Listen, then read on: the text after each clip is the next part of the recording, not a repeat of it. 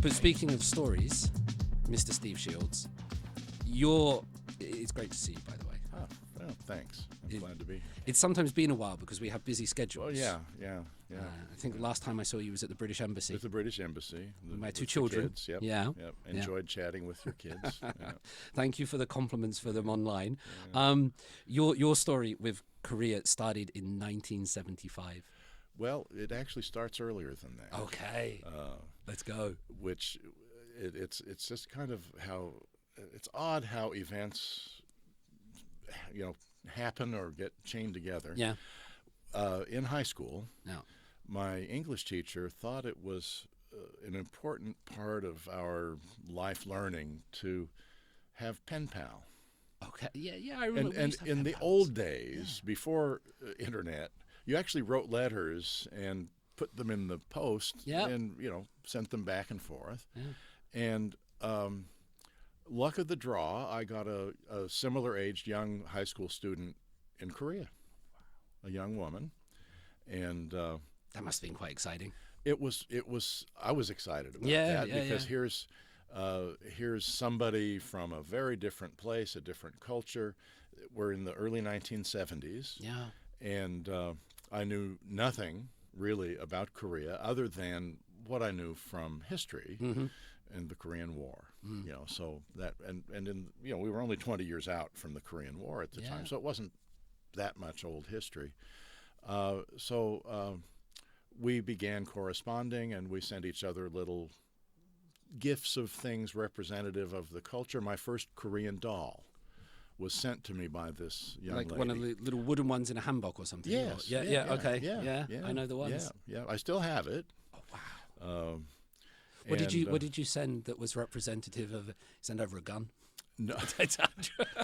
No, that in the 1970s, that wasn't so much of a gun culture in America yet. I honestly don't remember what I sent. We were both interested in postage stamps, and so we bought some commemorative stamps and sent them to each other. I can remember taking the package to the post office. Yeah. We're talking 50 years ago, but I can't remember what was in that package that I sent her. It had to be an action figure or some kind of an American style. Maybe it was a Barbie doll or something. Might have been a Barbie doll. Yeah. I don't remember. It's just too long ago. How many letters were going back? Was it just one or two? Or no, we corresponded for about 2 years. Oh, wow. Or so. And because it was international mail, I had to go to the post office to mail it every time. I couldn't just put the stamp on it and leave it for the postman to collect. But it was a small town where I lived, and so it was an easy bike ride down to the post office. It was a couple of miles maybe is all. And I knew the clerks at the post office quite well by the time we were done with all of this. They knew exactly what I was doing when I got there. What I used to like about letters is you could reread them. Yes, yeah. I would do that. Got them. I collected them all. Yeah. I had them all. I doubt that I have them anymore, but it was.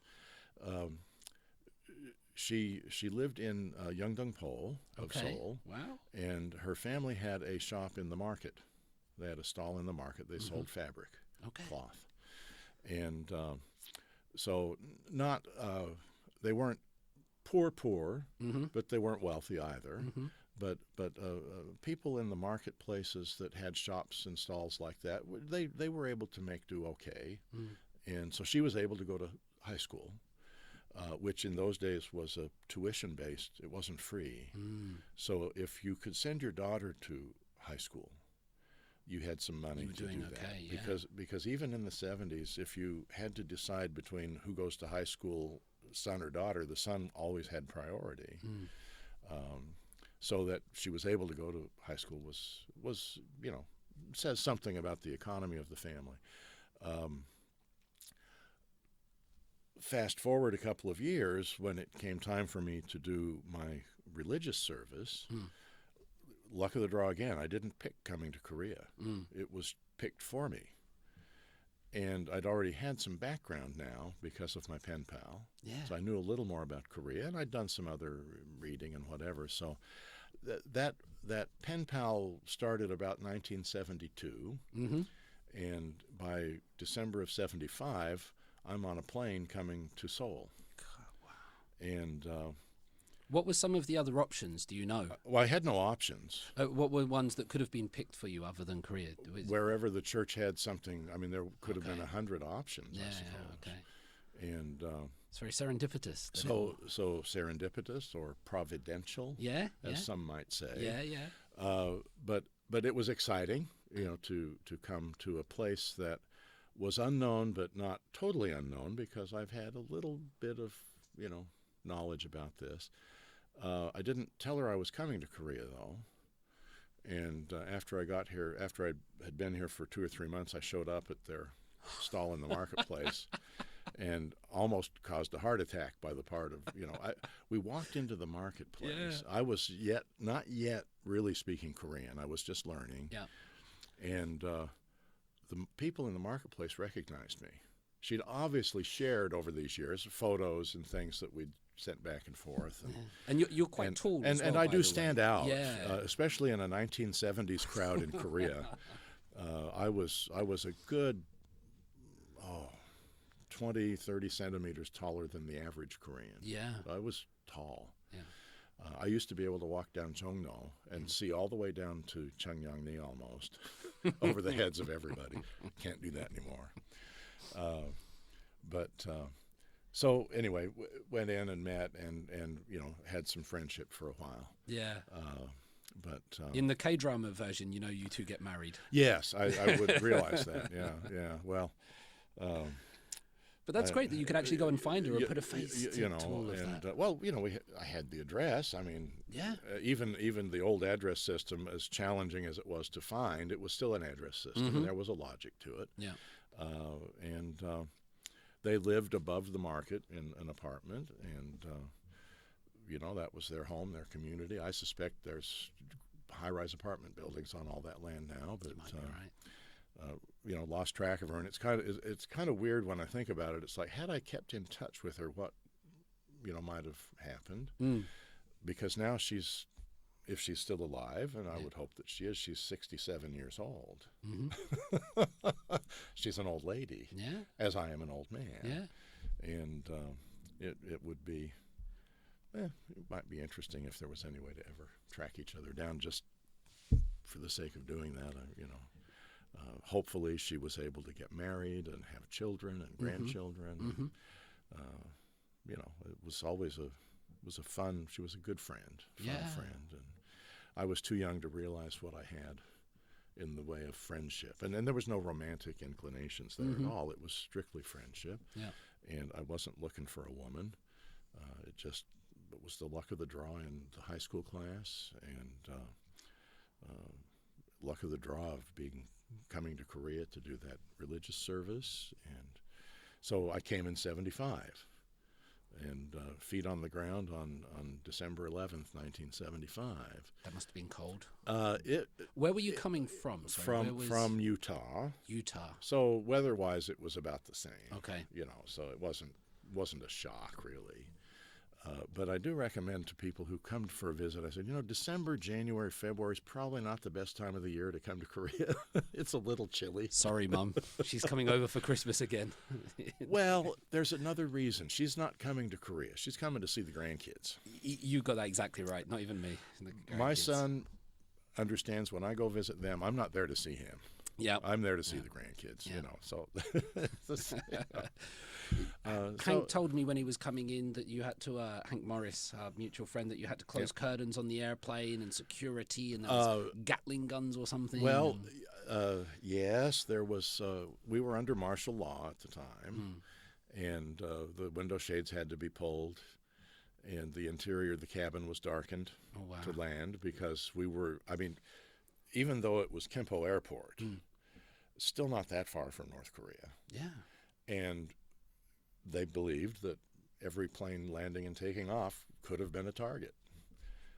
So there was that, and it was odd to get off the plane and immediately be met by machine gun toting soldiers, all up and down the hallways of the airport, everywhere, staircases and all of that, and outside on the front, and all down the roads, and at the end of every bridge as we crossed, there were pillboxes on the bridges, and it was a much different world from the farm towns of Utah where I'd grown up. So, but it was fascinating. It was fascinating to see that. I was not scared of it. Some people might be. I think so. Yeah. But and the threat of North Korea was real. I mean, the country was 20 some years out, all from the armistice, and it was just a ceasefire, not a peace treaty, as we all know. There'd been commando raids. There'd been commando raids. Not one raid. I think it was about 1968. So a few years before I got here, there was a big commando raid right at Cheongwade, at the presidential mansion. And while I was here in the mid 70s, we had the tree cutting incident. At Panmunjom, where the 2 U.S. soldiers were killed by their own axes somehow or another. It depends on whose side of the story you hear. There's some very graphic photos of that part the of every tour. Really graphic, and it was very tense. It was a very tense time in the city. In the days following that, the people riding buses were silent. Wow. It was very quiet, because people were worried. It was a nervous time. Then there was the Northwest Airlines freight airplane that veered into the restricted airspace over the city, and they started firing the anti-aircraft guns at it. So there were a few things like that wouldn't typically happen, in Utah. Utah especially. Were you based in Seoul? I spent a few months in Seoul, then I went south to Cheongju in North Chungcheong province, and that's where I really began learning the language in earnest. I was partnered with a Korean missionary partner, and his job was to make sure I learned Korean. How did he teach you? I had a textbook. We had a basic textbook that we used for some study in the morning. He would drill me on what I had studied before, during breakfast or after breakfast. And then as we went out around the town doing our thing, he would only speak to me in Korean, even though he had been a Katusa. So he's an English-speaking Korean soldier with the U.S. Army. He would not speak English unless I was about to get hit with a car or something and needed to be moved out of the way. But that didn't happen often in that it was a sleepy little provincial town in those days. But he was very patient and insisted that I reply to him in Korean, even if it was wrong. And he would correct me when I was wrong. And then, sitting around the church with some of the aunties, because in those days you saw very few men at church. Religion was a women's thing. Very few men took part in religious activities in those days. Now you have quite it's a little more equal parts, but the women were always the ones at the church, hanging out, doing cleaning, whatever. And so I basically learned Chungcheongdo anti-language. I get it. And so my Chungcheong accent is mostly gone now, but my Ajama Korean is very prominent. And many people who I've met and we've talked in Korean, they if they cover their eyes, they think they're talking with an Ajama.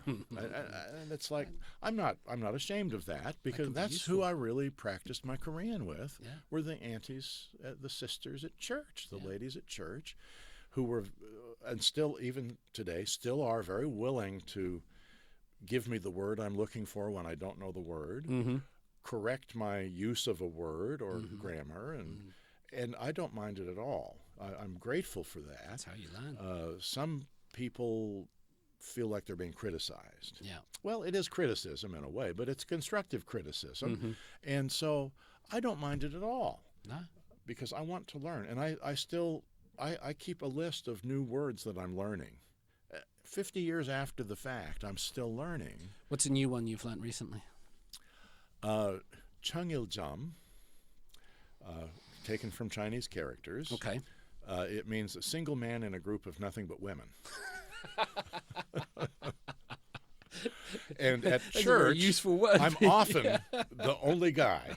Often I'm the only man there. So Chung-il-jam. Chung-il-jam. Yeah. Okay. I can. So Chung meaning the Chung-sek, the blue, which stands for the groom at a wedding. Yeah. Il meaning one, and jam the point or position. Yeah. And there's and I'm still learning religious terminology too. Anyone who is familiar with some of the stories of Jesus would know about the Sermon on the Mount, the feeding of the 5,000, those kinds of stories. Yeah. Well, the feeding of the 5,000, I won't put you on the spot to find out your Bible knowledge, but there were 5 loaves of bread and 2 fishes at that feeding of the 5,000 story. And but there's words for 5 loaves and 2 fishes in Korean. Obang-iseng. O-byang. O-byang. E-o. E-o. Oh, yeah, that's right. O-no. Yeah, absolutely. O for the fish. Chinese. Yeah, Chinese characters. Right. So O-byang, 5 loaves. Byang is a loaf. Okay. E, 2, o, fish. I never knew that. And I've been doing, religious work most of my life. Have you found that the Korean language, what I found is that the starting point is incredibly easy, because we were talking about this coming over in the car, that you can learn Hangul in half a day. You can learn it in half a day or a full day at the most. It's easy to learn to read because it's straightforward, phonetic. Yeah. I'll call them letters. They're letters. Yeah. There's some linguistic. I know there's technical terminology for all of that. I don't like to call Hangul an alphabet.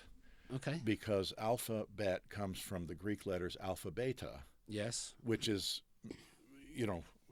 that's we call it Roman alphabet or Latin alphabet, but Hangul is an alphabet only in the sense that the letter shapes themselves have no meaning. They have sound. Yeah, that's Alphabet's the Western word for that. Jungum was King Sejong's word for it. The writing system for the people. Anyway, you can learn that quickly. Learning what those words mean come a little longer, and a lot of that has to do with the fact that many words are based on Chinese characters. Yeah. And so the meanings are not spelled out necessarily. Like the word for department store is Baek Hwa Jam, 100 things store. Well, okay. It's a great name. But if you just look at Baek Hwa Jam, to connect that with department store, I mean, that was one of the first words I learned, and I started learning about Hanja. We used a lot more Chinese characters in the 70s than is done now.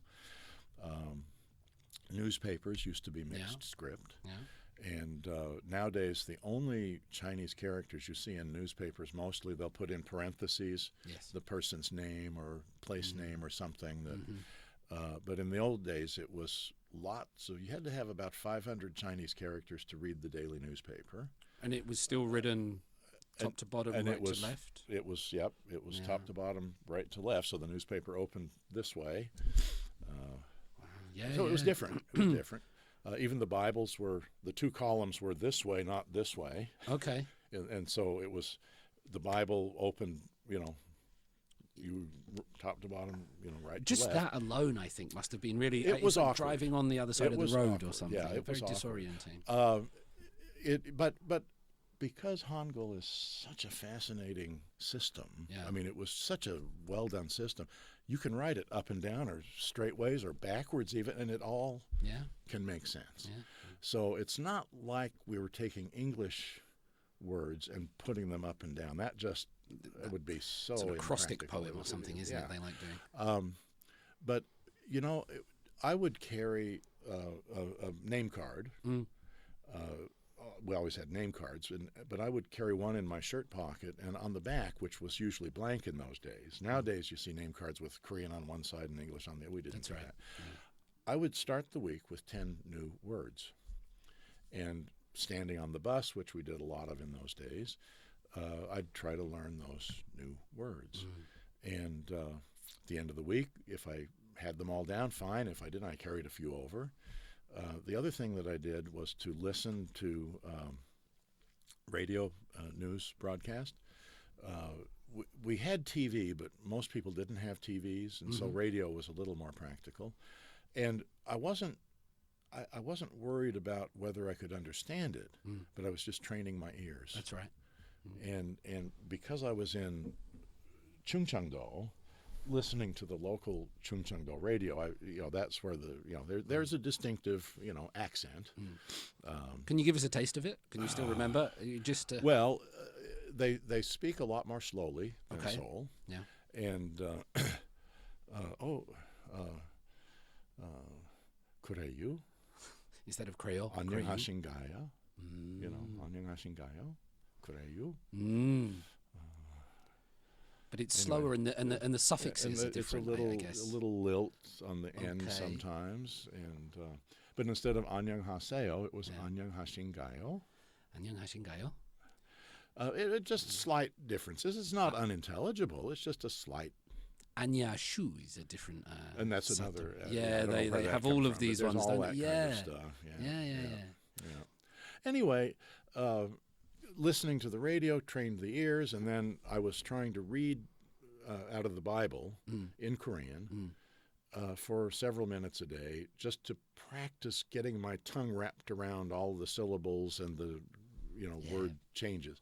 And then I was blessed with this teacher who was very patient and very helpful. And by about 6 months, I could carry my own basic conversation. Yeah.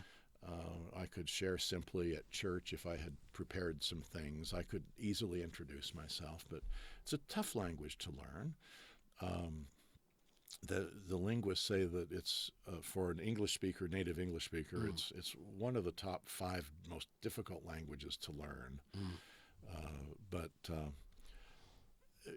I was here. We were with Korean-speaking people most all of the time. And that's something that's really important if you're trying to learn Korean. Don't hang out with other foreigners. Hang out with Koreans and get them to force you to do it.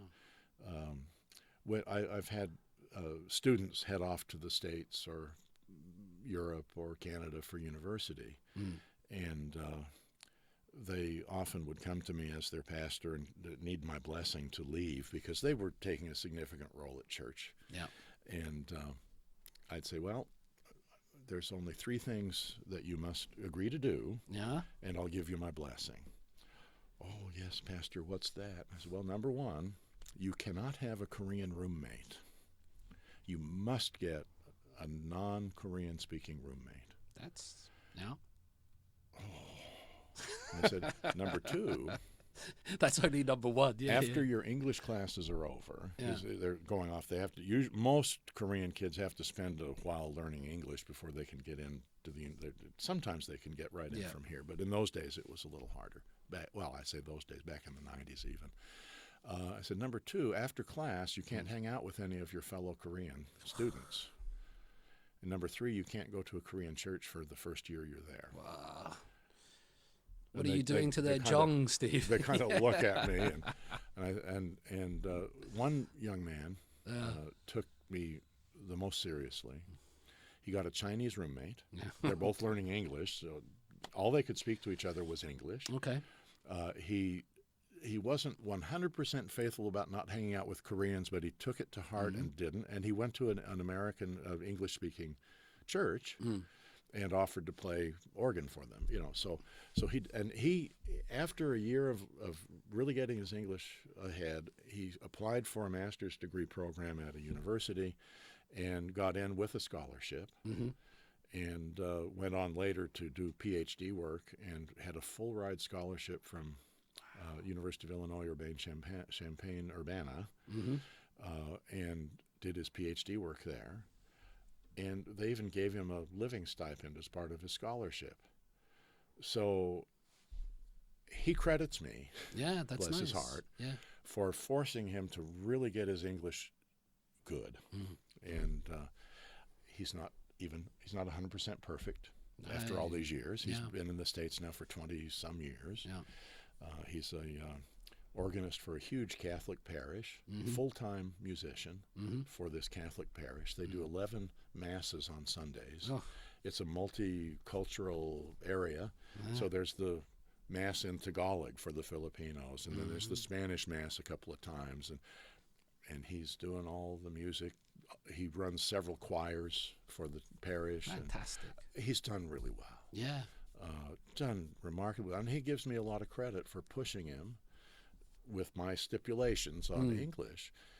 And, I run into Koreans in the States all the time. Oh, Steve, you speak Korean so well. How come we've been here 30 years, we can't speak English? And I said, it's because you go to a Korean church. You hang out only with Koreans. You go to the Korean supermarket. You don't hang out with any English-speaking people. Yeah. You're not going to learn. I do joke a little bit. They say, oh, how come you speak Korean so well? And I say, oh, I've eaten lots of kimchi. And their response is, oh, so if I eat cheeseburgers, I'll learn English?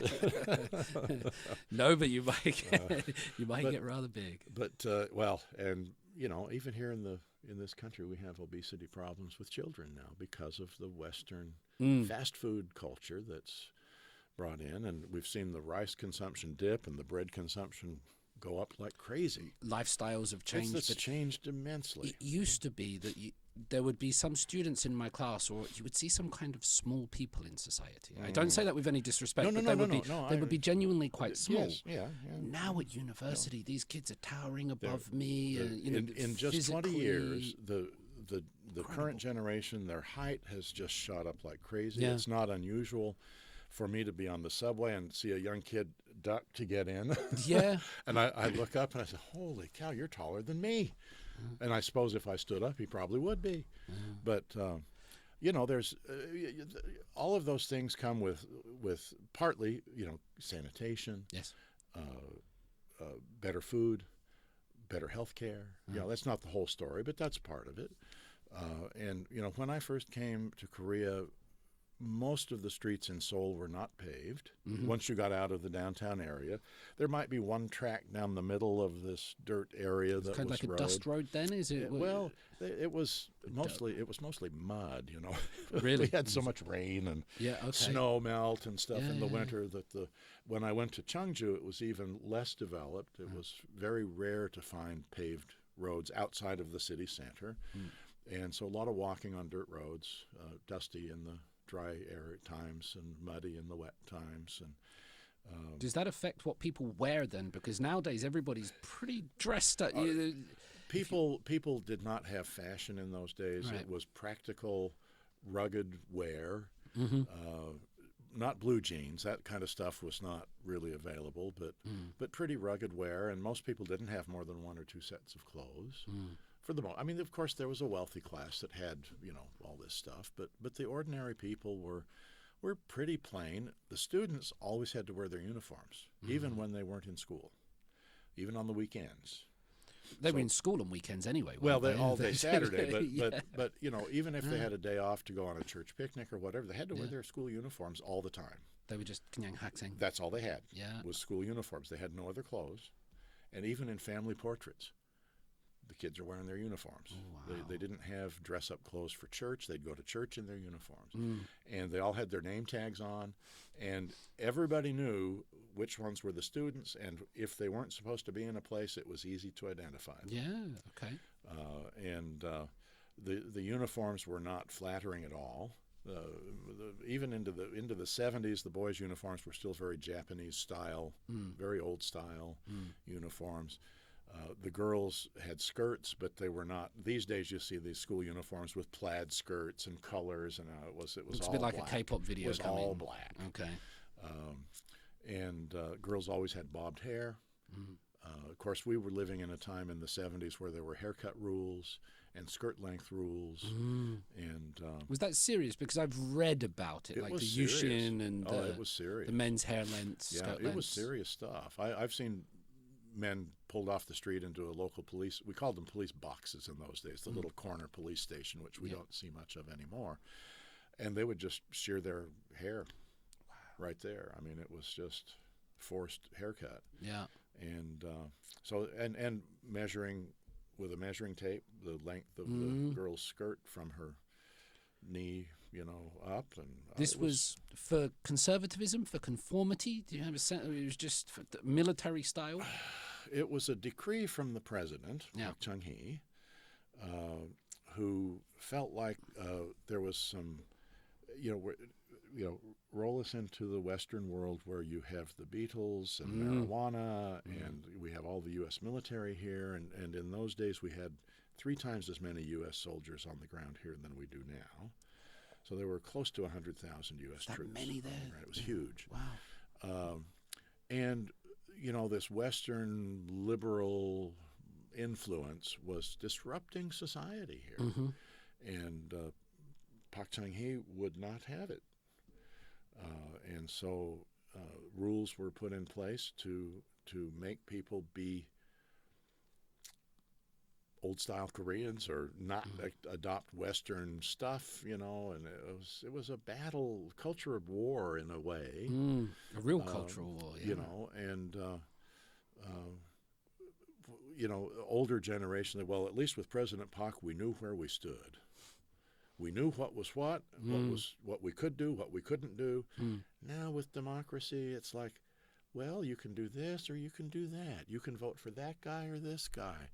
And it's like the older generation, they don't want it. Yeah. They would rather, and I think that's by and large what got Park Chung-hee elected was the older generation who longed for the stability of her father's era. Yeah. Where young people weren't out of control. Consumerism was not the daily fare. Yeah. The economy was really rolling, starting to really get rolling under Park Chung-hee. It hadn't fully hit its peak yet, but it was starting to roll. And so the economy was improving. And by the time Park Chung-hee comes along, the economy had been up and down and, lots of things. And I think a lot of people just hoped that somehow or another that would bring back the good old days. Yeah. Toxic nostalgia was a word I heard. Yeah, I'm not saying that, but it was a new term. Nostalgia, anyway, but toxic in many ways, although many of my older friends would disagree that it was toxic. Yeah, no. They say, no, we had great hope. But, Park Chung-hee ruled the country with an iron fist. But you knew where the lines were. And most of the newspapers didn't need censors. They self-censored. They knew that there were boundaries.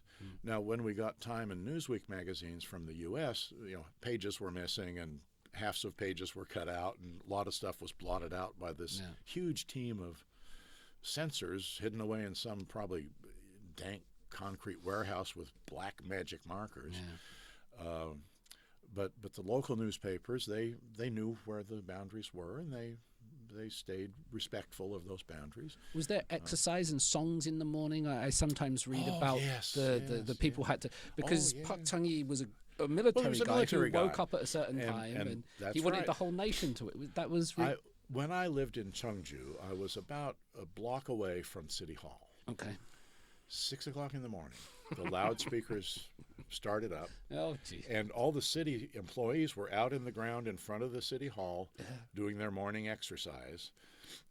And we had the Semaul Nore. Yeah. And, blaring in the window. Now, we generally rose around 6 anyway, but oh, man. And the Nae Joguk, written by Park Chung-hee himself, My Fatherland. It's got this. They're all martial sorts of music. The Yebigun song and Yangto Yebigun, and it helped rally people though. It helped rally them to the cause, and Korean people, if nothing else, are hardworking people. If there's a goal, they'll push for it, and we still see that in the corporate culture today, where the young guys on the team can't go home until the boss goes home, and the boss won't go home until late, because that old work style, I'm not going to call it a work ethic because I think it's killing people and has been, but more hours does not necessarily mean more productivity. And there's a kind of a disconnect with a lot of corporate culture. But Pak was trying to build a nation, and it was more than just developing a company to sell products. I mean, at the very basic level of even the infrastructure in a town. And there was an existential threat, like you told. And then there was the existential Korea, threat. Yeah. And we had billboards in South Korea like they have in North Korea, with these garish paintings of a South Korean soldier with the Korean flag on his helmet bayoneting a North Korean and blood spurting out. And I knew there were positive ones like Chal Salabose. Oh, there was that, but no, we had the Myeolgong Tongil billboards. Okay, unification stuff. Destroy communism, unify the country, and they were pretty graphic. They were, and we've see that in some of the North Korean. We call them propaganda. Well, we had propaganda here too. Yeah. But of course, we were right, and they were wrong. Oh. it's as the way it always is. Yeah. But as a young, barely out of teenager kid from America, that was exciting stuff. Was there more egalitarianism then, in the sense that kind of everybody was poor? You were saying the economy hadn't got rolling yet, but from my understanding, there were rich people, but for the most of the people, they existed in a smaller economic gap than what we have today. Yeah. Poverty was rampant. Yeah. Most people were lucky enough to have 3 meals a day and a roof over their heads, but sometimes those roofs were pretty basic. People lived a lot more small than they do now. I was one of my parishioners' homes in the 70s in Cheongju, father and mother and 3 kids, and they lived in a room that's about as big as this studio, half of this room. And but Koreans typically slept together anyway. Yeah. There was safety for the family. There was warmth. I mean, there was a lot of practical reasons for that. People didn't have a lot of extra clothing. Dress up. Many men, even at the lowest levels of the economy, at least had a coat and a tie they could wear to a funeral if they need to. Most homes, when they had visitors, could offer a snack, a Tizzard.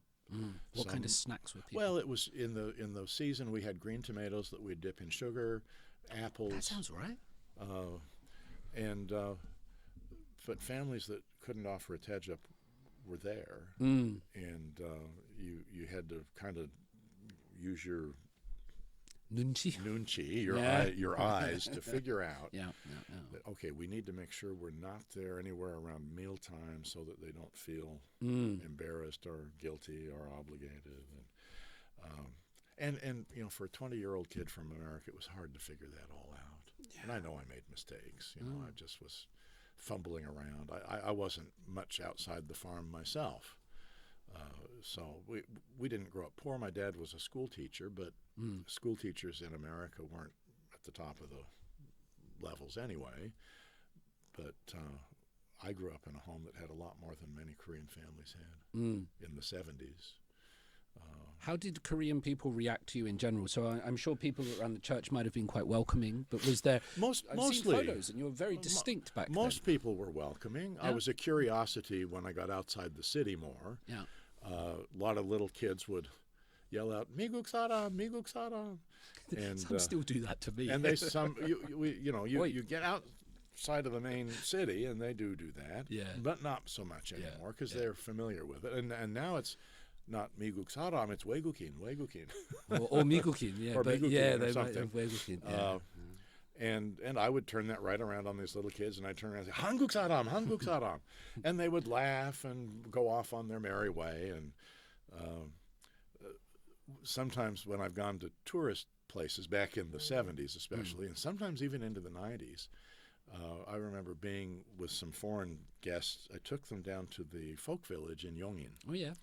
And there were some school groups there, as most tourist places, the school kids have their trips. And these girls came up to me and wanted my autograph. They'd never met a white guy in person. Wow. And they were quite curious about that. And my guests who were with me, they were like, "What's going on here? Is Steve a celebrity?" I'm only a celebrity because I'm pink.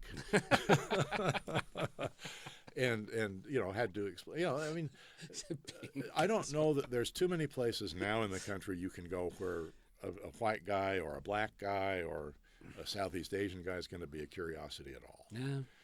I was just down in Cheongju last week, and we went to an Uzbekistan restaurant. They're good, those restaurants. I was the only white customer, and my friend was the only Korean customer. The rest were all Uzbeks who'd come in for lunch, who work somewhere in the neighborhood of in businesses or whatever. And it's like I'm looking around, like, wow. There's and my friend said, "Oh, Steve, after lunch I'll take." And there's a whole neighborhood in Cheongju now that everything's in Cyrillic. Amazing. And they're not Russians; they're Uzbekis or Kazakhs, that have come in for employment mostly. And there's lots of factories, now in Cheongju and all that. There's Thais there. Yeah. In fact, we were looking for a Thai restaurant one day. Came upon several that said, "This establishment is for Thais only. Koreans aren't welcome."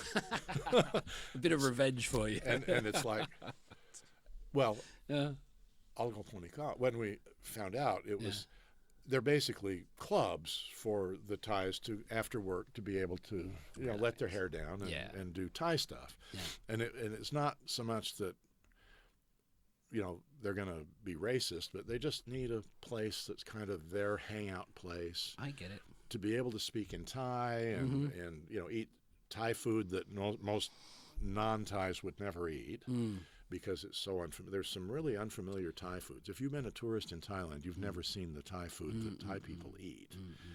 Pad Thai is not the daily fare. No, I imagine there's not. other stuff that's a little different. But we've become so cosmopolitan, and there's just so much of that stuff going on. But these days, we were talking in the car about seeing beggars. In the 70s, every landing on the subway staircases, the flat landings between levels, there was a beggar or two. Wow. In the downtown area. Did they do the same thing that I used to see them do, where they wouldn't show their face? Yeah, exactly. Yeah, exactly that. Exactly. They're bowed down and a little cup or something in front. Because in England, the beggars would look at you and go, "Morning, mate. Got a spare change or something." They would make eye contact and greet them. That's a very Western style. It's humiliating. Right. It's humiliating, and to be pushed to the point of having to beg here was desperate. I guess it shows social exclusion or something. It shows like that Wangda isolated thing, I guess. Yeah, right? Exactly. Yeah. But I had an English class once that did a kind of an English exercise about the single beggar on the staircase by City Hall. If how many people were passing by every day using the subway, and if every 100th person gave them 10 won or something, how much money they would make in a day or something. It was just an exercise in practicing English and numbers and math, but it's a bit of a tongue twister as well. A bit, yeah. Yeah. But it's probably not every 100th person, but every 1,000th person might give something or less than that. And, there was not a lot of suspicion in those days that these people were just conning. Nowadays, you kind of sometimes wonder, is it a con? Is it real? Is it a real need? But back then it was genuine. Back then, poverty. Generally speaking, you could, it was kind of genuine, but nobody had spare change because everybody was barely scraping by. Was society a bit rougher back then? So there's this idea of the civilizing influence that now society is quieter, there's less spitting, there's less shouting. Of course, it's still boisterous, but It's boisterous, but... I sometimes get the idea, and what people have told me, or from reading and watching old things, that it was a lot louder, a lot more physical, a lot... I would guess so, yeah. Spitting was commonplace on the sidewalks. I mean, people would just, blowing their nose, they'd put one finger at the nostril and just blow it out on the sidewalk. We don't see that much anymore. A lot of side streets and lesser populated streets on the walls surrounding the buildings, they would have a sign that said, "Don't urinate here." And occasionally there would be a pair of scissors painted on that sign because drunks in the night, there was no public restrooms, right. and they would just pull up to a wall, and you had to survive. And nowadays, we have public restrooms everywhere. Yeah. We've got big buildings with restrooms in the lobby, or up the first and a half floor or whatever. It's not hard to find restrooms mostly. No. Most eating establishments have access to those facilities. In those days, we had lots of street food, lots of street booze. More 포장마차, more those tents. 포장마차, the tent type food places almost everywhere. All the way down Jongno, in the evenings, the whole street was filled with these tent places. You haven't seen them for a long time on downtown city streets. Health and safety, isn't it? It's all, Well, I guess, all convenience, it's cold. Well, there's a lot of health and safety issues about it, and the government's really upped its game on, health checks of restaurants and sanitation and all that. We used to have a terrible rat problem in the city, and I kid you not, some of those rats were as big as cats. I mean, some of them were just huge. When was this? When in the 70s. Okay, yeah. And there was a lot of, and because the 포장마차, a lot of the food litter would end up on the sidewalk. It's a magnet for vermin, So a lot of that cleanup has to do with getting rid of the vermin, because people knew that rats were bringing disease into the daily lives of people. So places to dump trash was clean. Any empty lot used to be a trash dump, and that people would just throw their trash there. Did they have trash bins there? They don't have trash bins today. This is still not. We didn't have trash metal bins. tin or something. Some basic thing. The city didn't have a really well-organized trash collection system like we do now. People still try and get away with not buying their bags. They take their trash down to the subway station and try and sneak it in the public trash cans, which is not the intent of them. I was, the other day there was a column in the Korea Times that was, or an article about how the tourists are complaining there's no trash bins around town. Yeah. And, the city deliberately got rid of them all because it became an eyesore and a magnet for vermin. Well, now the city's talking about putting more back in because people are just leaving their trash on benches and at bus stops. You find a little mountain of Americano cups, don't you? Somebody will put one down, and then somebody else. And it's like, collection. I'm going to carry this trash with me out into the city with my drink, but I expect the city to provide a place to put it. Which the city was trying to say, you bring your trash in, you take it back. You go to a national park camping area, that's what it is. Whatever you bring in, you have to take out. Right. So, and it goes back and forth. Not having the litter on the streets would be a benefit, but then the city has more cost in managing and maintaining those trash bins and the people to collect, and clean that up. I think the garbage bag system that we have, where you buy a little packet of trash bags and you fill them up and set them out on the street, in my neighborhood, we put our recycling out, and the cardboard guy comes by and picks up his cardboard. The plastic guy comes by and picks up their plastic. The city trash collectors, they can just throw those paid-for trash bags up in the truck. And we have clean, beautiful streets these days, and no rats, and fewer rats. I've seen a few somewhere down in the near where the RAS office is on Taeangno. In some of the side alleys around all those eateries, I've occasionally late at night I've seen some rats there. My international students, Steve, they sometimes say the biggest culture shock in coming to Korea is the recycling. Yeah. Because it's not only more complicated. It's not that complicated. It's more complicated than what they're used to. Yep. But on top of that, there's this sense that you're always being watched when you do it. That if you get it wrong, like there's a security guard watching you, and if you get it wrong, they're going to put up a note in the elevator with a photo that said, "Who did this?" Yep. And you'll be sort of publicly shamed for getting it wrong. That's how community works. Through shame and observation. Shame's a big motivator. Yeah. talked about pillboxes on the street, these police ones. Did they have shame boxes? No, I don't remember any of that. Okay, because I've seen those photos. I've heard about it. Well, there could have been. I know that if you jaywalked or something, they would give you a little flag and you'd have to stand at the corner of the street for an hour or something like that. I don't remember a shame box per se, and even the police boxes were really not a little box. It was a building. We just called them police boxes. Okay, but it was pachulso. So it was the neighborhood police station. And they were very often 1 or 2 story buildings, and there was a front lobby and a desk clerk and a couple of offices for the officers there. And so we called them police boxes. I don't know. Now, back in the early 20th century, they were literally a little guardhouse that one man could stand in, and so it was really a box. And it was basically just a small shelter. Even today, the police stations are often on little corners, aren't they? Yeah. Really little ones. Not even a space for the police car to park there almost, but they've got that. Yeah. Were you here when...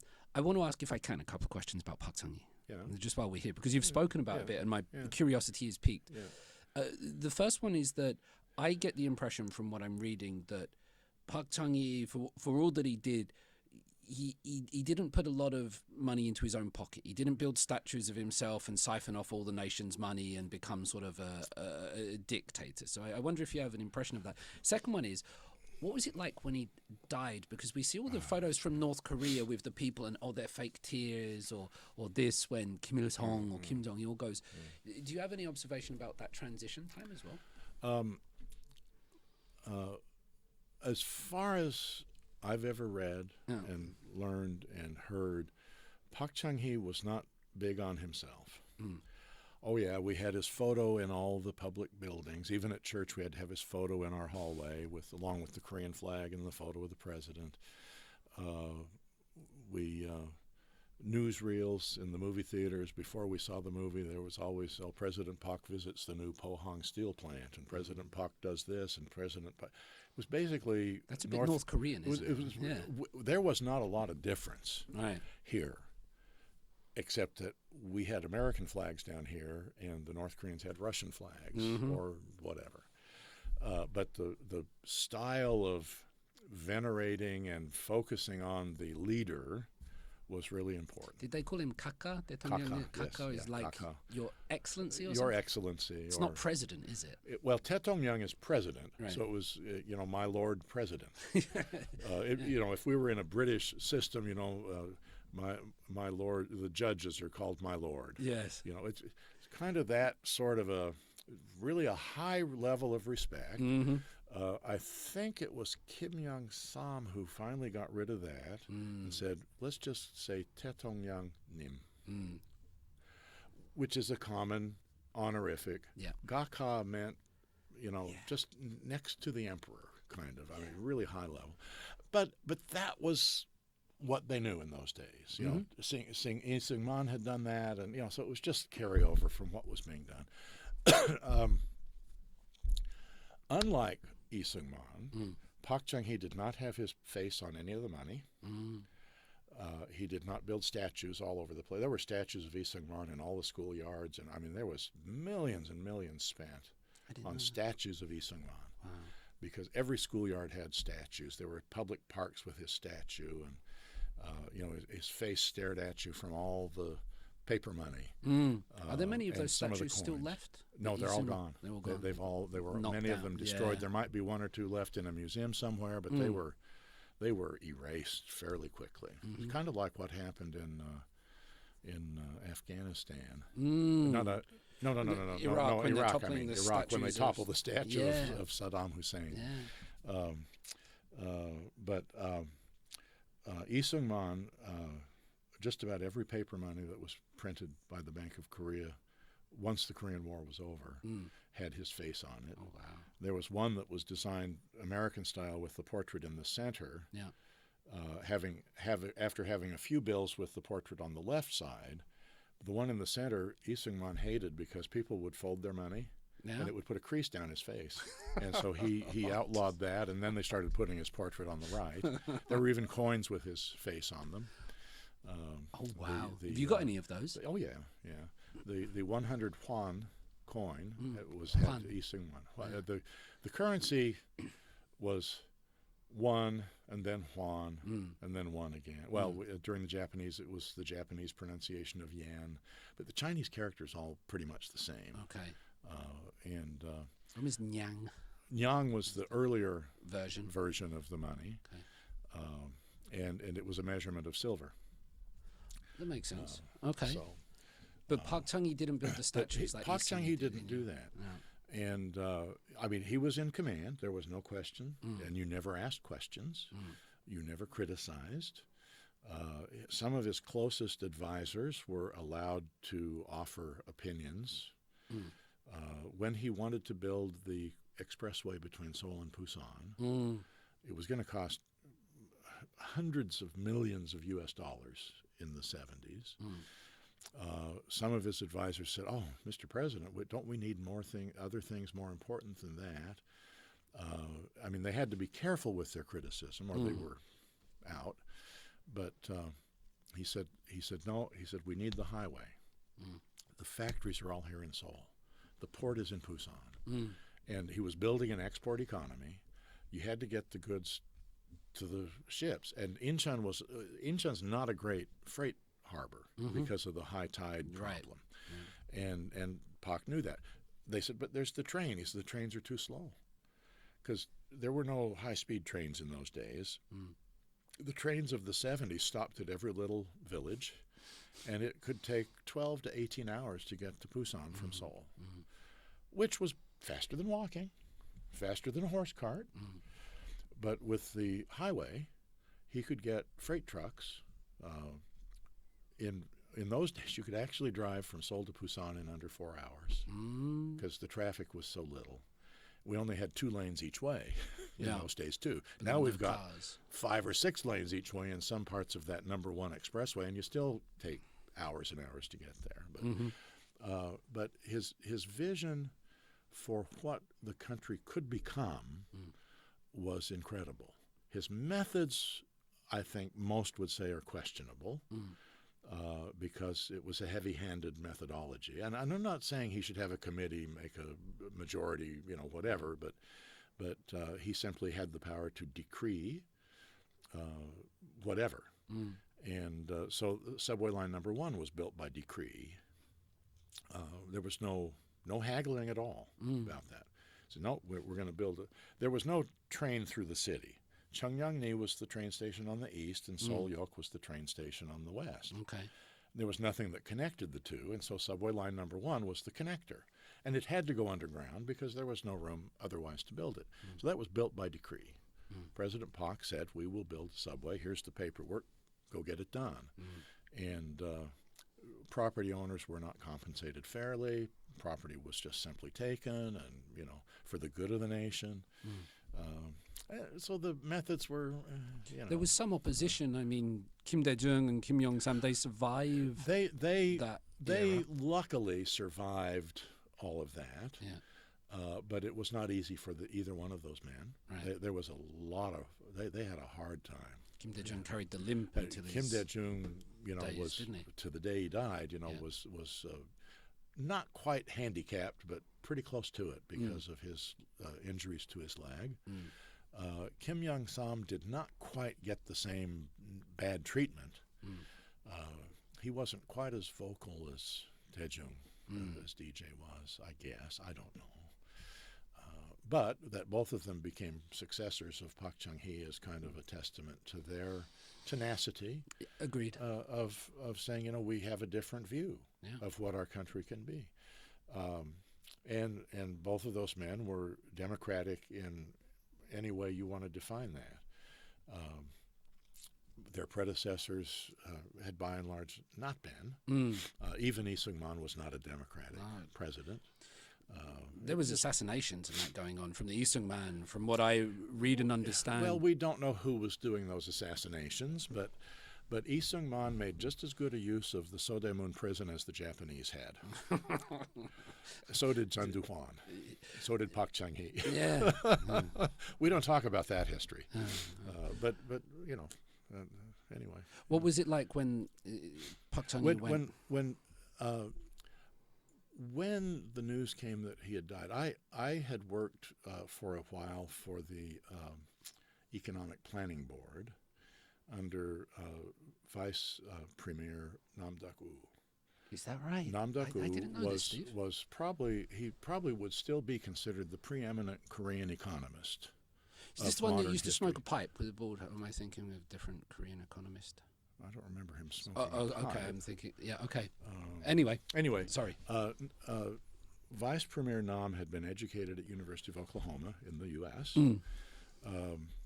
And he was the brains behind the successive 5-year economic plans.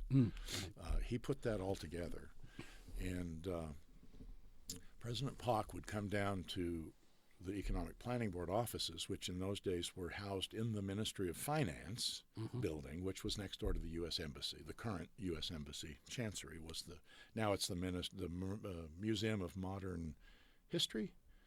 Next door to the U.S. Embassy. I think it's the Modern History Museum or something like that. Yeah, anyway. that sounds right. That had been, both of those buildings had been built by USAID, the Development Assistance Organization. One of the northern building had been returned to the Korean government in the early 60s, like 1959 or 60 maybe. Park Chung-hee used that as his office when he overthrew the government. That was the headquarters of the Supreme Council for National Reconstruction. I can't remember just what it was called in English. That was Park Chung-hee's office right next to the other USAID building, which in the early 60s, with the U.S. Embassy, moved into that building when USAID finished their mission here. Ministry of Finance ended up in that building, and my office was on the floor with Vice Premier Nam's office and the functionaries of the Economic Planning Board. How did you get into that, Steve? Well, that seems very strange from the countryside of Chungcheong-do, or do I not ask this question? This is a couple, 3 years later. Yeah. I had taken a job as a copy editor at the Korea Times. That was what, 77? In 70. My research said 77. 77, I think. And my job was to pull the faxes or the telefaxes off of the wire services. Yeah. And edit them a bit for publication. I also did some copy editing of the native journalist.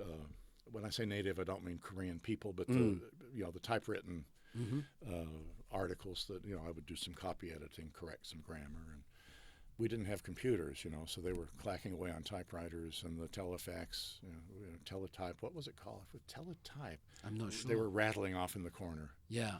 It wasn't fax yet. It was teletype. But AP and UPI and Reuters, those typical wire services. I was probably one of the first people in the world that knew that Elvis Presley had died. I pulled that teletype right off the machine as soon as that went out on the wires, and that was big news.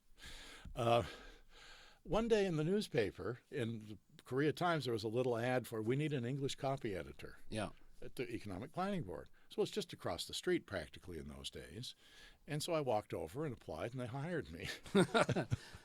And so I spent several months working there. Yeah.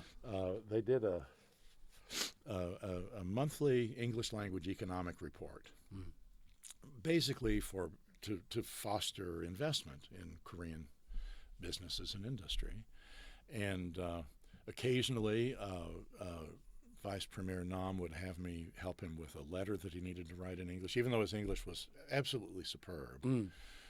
He wanted to have a double check from a native speaker, and it was really great to get to know those kinds of people. Well, President Park would come to our office once a month for his economic briefing, and we knew he was in charge, and we knew that he didn't want any bad news.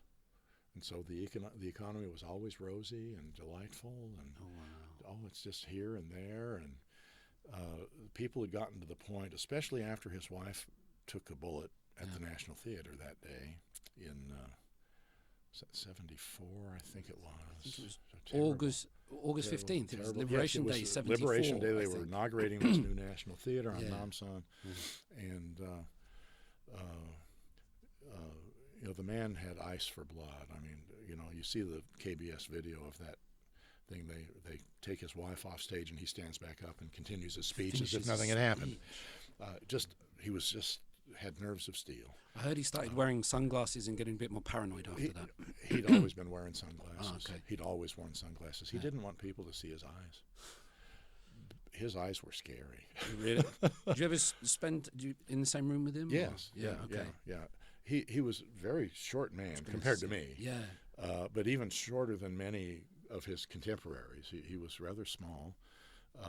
Had a good handshake, but his eyes just were like drills, Oh, really? And he actually had some not bad English. He could have a basic conversation and pretty decent English. He was, he was not educated academically. He was educated militarily, but he had to have some English to work in the Korean military. Did he have some charisma? Like when he walked in, there were people. Well, whether it's charisma or culture, but it was very formal. Yeah. Very formal. And the row of people to shake hands with, and and this and that and the other. He would always say something little to each person. I mean, so he kept up this decorum. Yeah. But you knew who was in charge, and of course he had the preeminent chair in the room. But even in '78, I was feeling a bit uncomfortable in that role because they were making up economic indicators that weren't quite kosher, if I can borrow a Jewish word. Yeah. And it was like, and I picked up on a couple of documents where he'd wanted to go down country to check out how Semaul, the new community movement, was going in a certain area. And because he was so paranoid, the security people would say, well, it'll take us a few days to get that prepared. We'll get back to you and set up the dates. Okay, fine. And he would never follow up quickly. It wasn't. They'd send a whole crew in, and they'd completely bulldoze a village and rebuild the whole thing. And then they'd take him to see that village, but not the one around the corner of the hill, which was still living in straw thatch, stuff, because of security reasons. That was always the excuse. Well, I want to check out the next village. Or, well, no, Mr. President, we didn't plan for that. It's not secure. Okay, we better get on the helicopter and go back to Seoul. And it was like they were hiding bad news from him. And the economy was not great in '78. There were some signs that we were in trouble economically. So when the news came in October of '79 that he'd been killed, I knew immediately two things. Number one, it was somebody on the inside who had done it. Because at first there was speculation of another North Korean commando raid and all of this. And number two was, holy crap, we're in trouble. Because who could fill his shoes? Choi Kyu-ha, who became president by virtue of being prime minister, was a wonderful gentleman, but was not a strong leader because Park didn't want strong leaders around him. He was, and I'm not demeaning Choi Kyu-ha. He was a wonderful man. He was a brilliant politician. He understood what was going on. He was a good man. And then when they had the election, because the Constitution allows for only 60 days between, he was elected with a resounding majority, which wasn't too difficult. I mean, there was some opposition candidates, and it was probably Young Sam or Daejung. I don't remember anymore. But it was clear that he wasn't going to be able to. I mean, I think most of us knew from the outset he wasn't going to be able to hang on to it. Chun Du-hwan was not the immediate suspect, but that became clear pretty quickly. And Chun Du-hwan basically did what his mentor had done, because Chun Du-hwan and No Tae-woo were the next generation down from Park and had been kind of the colonels when he was a general. So there was a little bit there, and so he was a key leader. Was Chun Du-hwan right or wrong? you know, that how can you judge right or wrong? I think if you look at all things being equal, there would have been some real concern with Choi Kyu-ha as president, trying to fill Park's shoes and not being cut from the same cloth. You know, Mm-hmm. so you could maybe get argument that way. You could argue other ways too. Chun Doo-hwan was as bad as, if not worse than Park was in his methods. And you know, over the next 7 or 8 years, the things that really pushed the economy were the Asian Games of '86 and the Olympics of '88. Mm-hmm. And so we headed into this era of planning for those events because you have to have several years. And it was awarded in '81, I think, the Olympics. Something like that. Baden-Baden. Yeah. Gave it to him. But that's when the Han River got cleaned up. The parkways began to be built. It's when the Riverside Highway, the Olympic Highway on the south side of the river got built. And it was highway number 88. So, I mean, and all of the foundations that Park had built economically started to pay out. Yeah. So we come through the 80s into the 90s with this economy that was just steamrolling down the countryside, and you know, the economy just was booming. Yeah. So you know, I mean, there's maybe a role for a strong leader, a less than democratic leader, even though we called them all democratic because they weren't communists. But the Yushin Constitution of 1972 was certainly not a democratic but not a balanced democratic document. Yeah. There were vestiges of democracy in there, but when Park could handpick 1/3 of the National Assembly, it's like, okay, well. Yeah. Korea got rich before it got democratic. I think that's right. the thing. Yeah, that's really correct. On Lee Tae-young's documentary, Steve, he does all this footage work. You might know him as well from the RAS. He's got this footage work where it says from the 80s that during the late 80s, coming up to 87, 88, 80% of South Koreans considered themselves middle class at that time. Mm-hmm. Yeah. So you had this rising middle class. Everyone was rich. They were getting into stocks. They got rich, and then they got the democracy. Yeah. Chun did some good things. He made education free through high school. That's a real benefit. I mean, he knew. He got rid of all the Hagwons, didn't he? He got rid of the Hagwons, this elite school stuff. He got rid of all that, and that's all come back in. Yeah. And not only do we have Hagwons, we've got all these elite schools, these international schools, the foreign language schools that the only people who can go there are the ones who have money.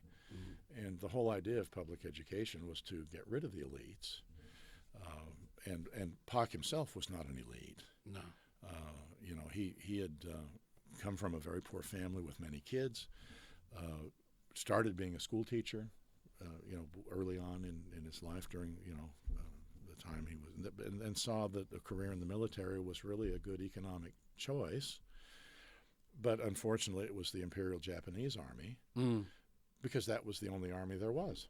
That was the only government there was here. And to look back and criticize people for surviving, I think, is a little disingenuous. I agreed. Not all, you know, Koreans, people, it doesn't matter who they are. They have to survive. They have to feed their kids. They have to feed their families. And no matter what, whether it be the Japanese, whether it be Park Chung-hee's dictatorship or Chun Doo-hwan's dictatorship, if you're going to have a business, you got to follow the rules of whoever the prevailing government is. And I know that my opinion's not a very popular opinion because we're supposed to hate those 35 years of Japanese rule and criticize anything about them. But, you know, it's just not really an objective analysis of people, of anthropology. So, yeah, Park was trained by the Japanese army because that was the only army that was prevailing in Korea. He was arrested and sentenced to death for communism at one stage in his early life, I believe, as well, Park Chung-hee, wasn't he? Yes, I do recall an incident there. I remember hearing one story that his mother tried to abort him because she already had so many kids that she would jump off a wall, but the Park Chung-hee in the belly would refuse to die. It's a good story. But it was meant to show the destiny of the man. Yeah. You know? Well, it was a huge family. It was a huge family. I agree with you about pragmatism and ideological purity, though, because it's very easy to have ideological purity in a vacuum when you don't exist in such a situation. I recently had Dr. Kim Kyung-jin, Sam Denny's friend, come on. He told me he survived the Korean War by teaching North Korean songs. That's how and he sang the North Korean songs on here with me. But how interesting. You survived, don't you? You had to survive. You have to get through somehow. A good friend of mine who also survived the Korean War, he lived here in Seoul, was a student. He just started his freshman year at Seoul National University. And first semester's finished. North Korean invasion happens June 25th. He and his brother and his father went down country into hiding because the North Koreans were rounding up able-bodied males to force them into their army. By November of that year, they made their way to what we now call the Pusan Perimeter, where basically all of the Republic of Korea had been squozen into the lower quadrant of the country. Squozen is a beautiful word. Squozen, squeezed. No, I love it. I can correct your grammar on paper. I can't speak it properly.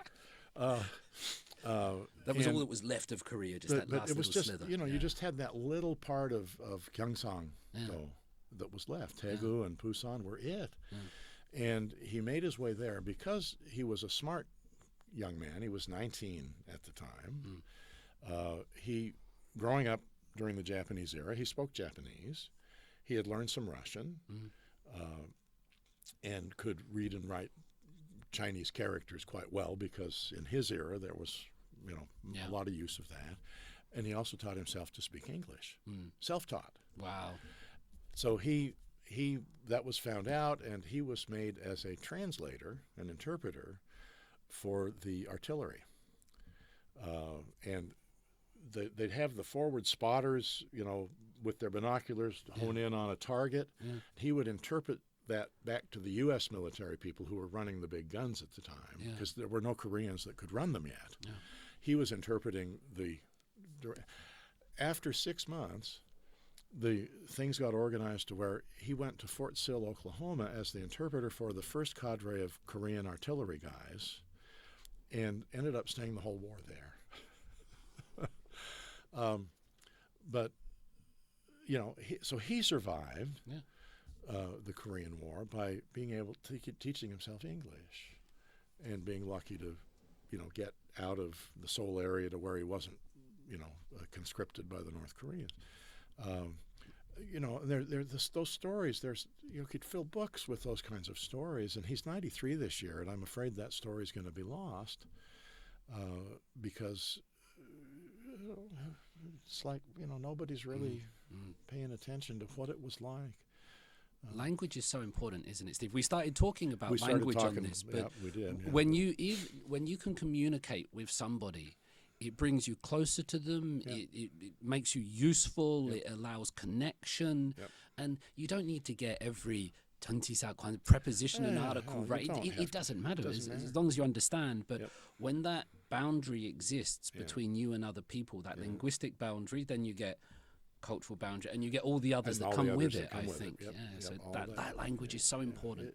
It is, and even if you can only learn a few phrases.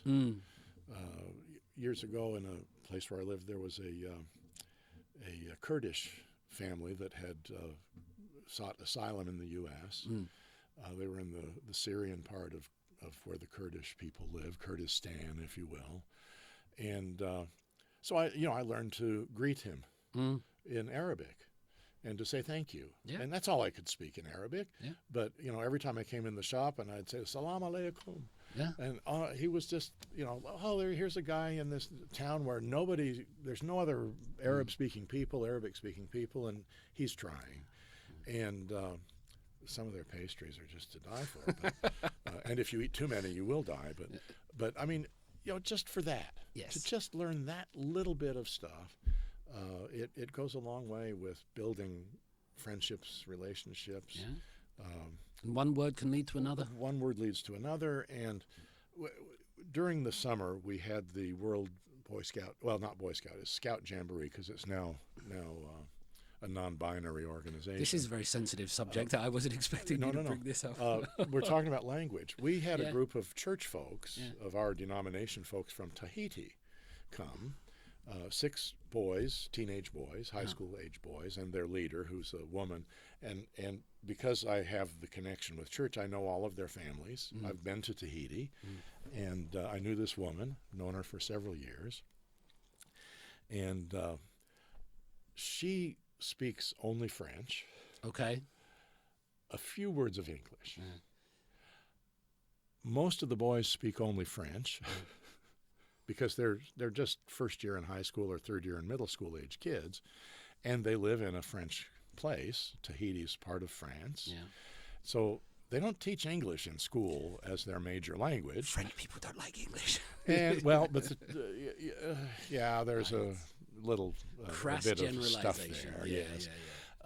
And so my church folks here, who no one can speak French, were quite worried.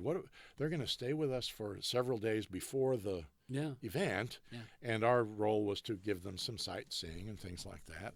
And I said, folks, don't worry, we'll figure it out. And they were fretting, and they got there, and well, the first thing you do when you meet a Tahitian person is you kiss the cheeks with air kisses, you know, and it's the peace, that's and you speak this or you speak that, and you find out this and you find out that, and a word here and a word there.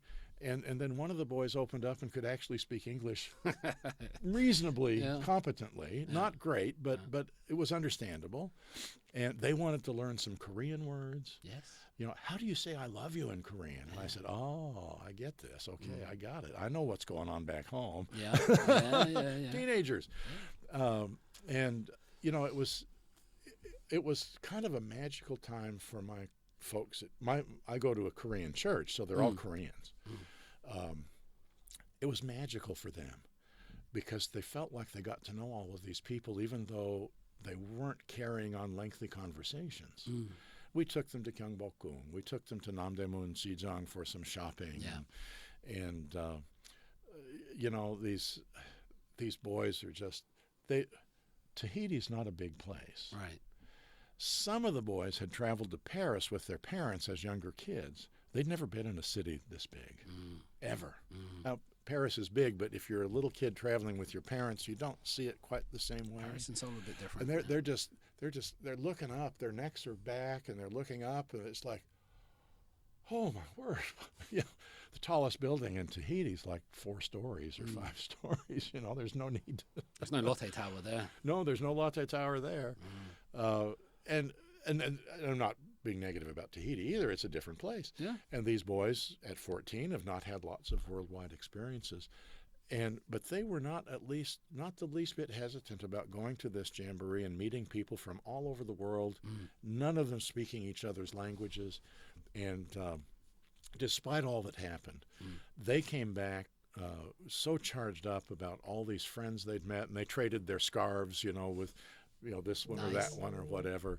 And there was a lot of worry here in Korea about the negative impressions that might be made because of what happened at the jamboree and the facilities and the heat and all of that. These boys, it's like, it was great fun. We had a great time. Well, the food wasn't great, but we didn't die. This was that, but it was okay. Yeah. We met all these friends. Yeah. And they went away wanting to come back and visit sometime when it wasn't so hot, so they could really enjoy some sightseeing. Nice. That's good.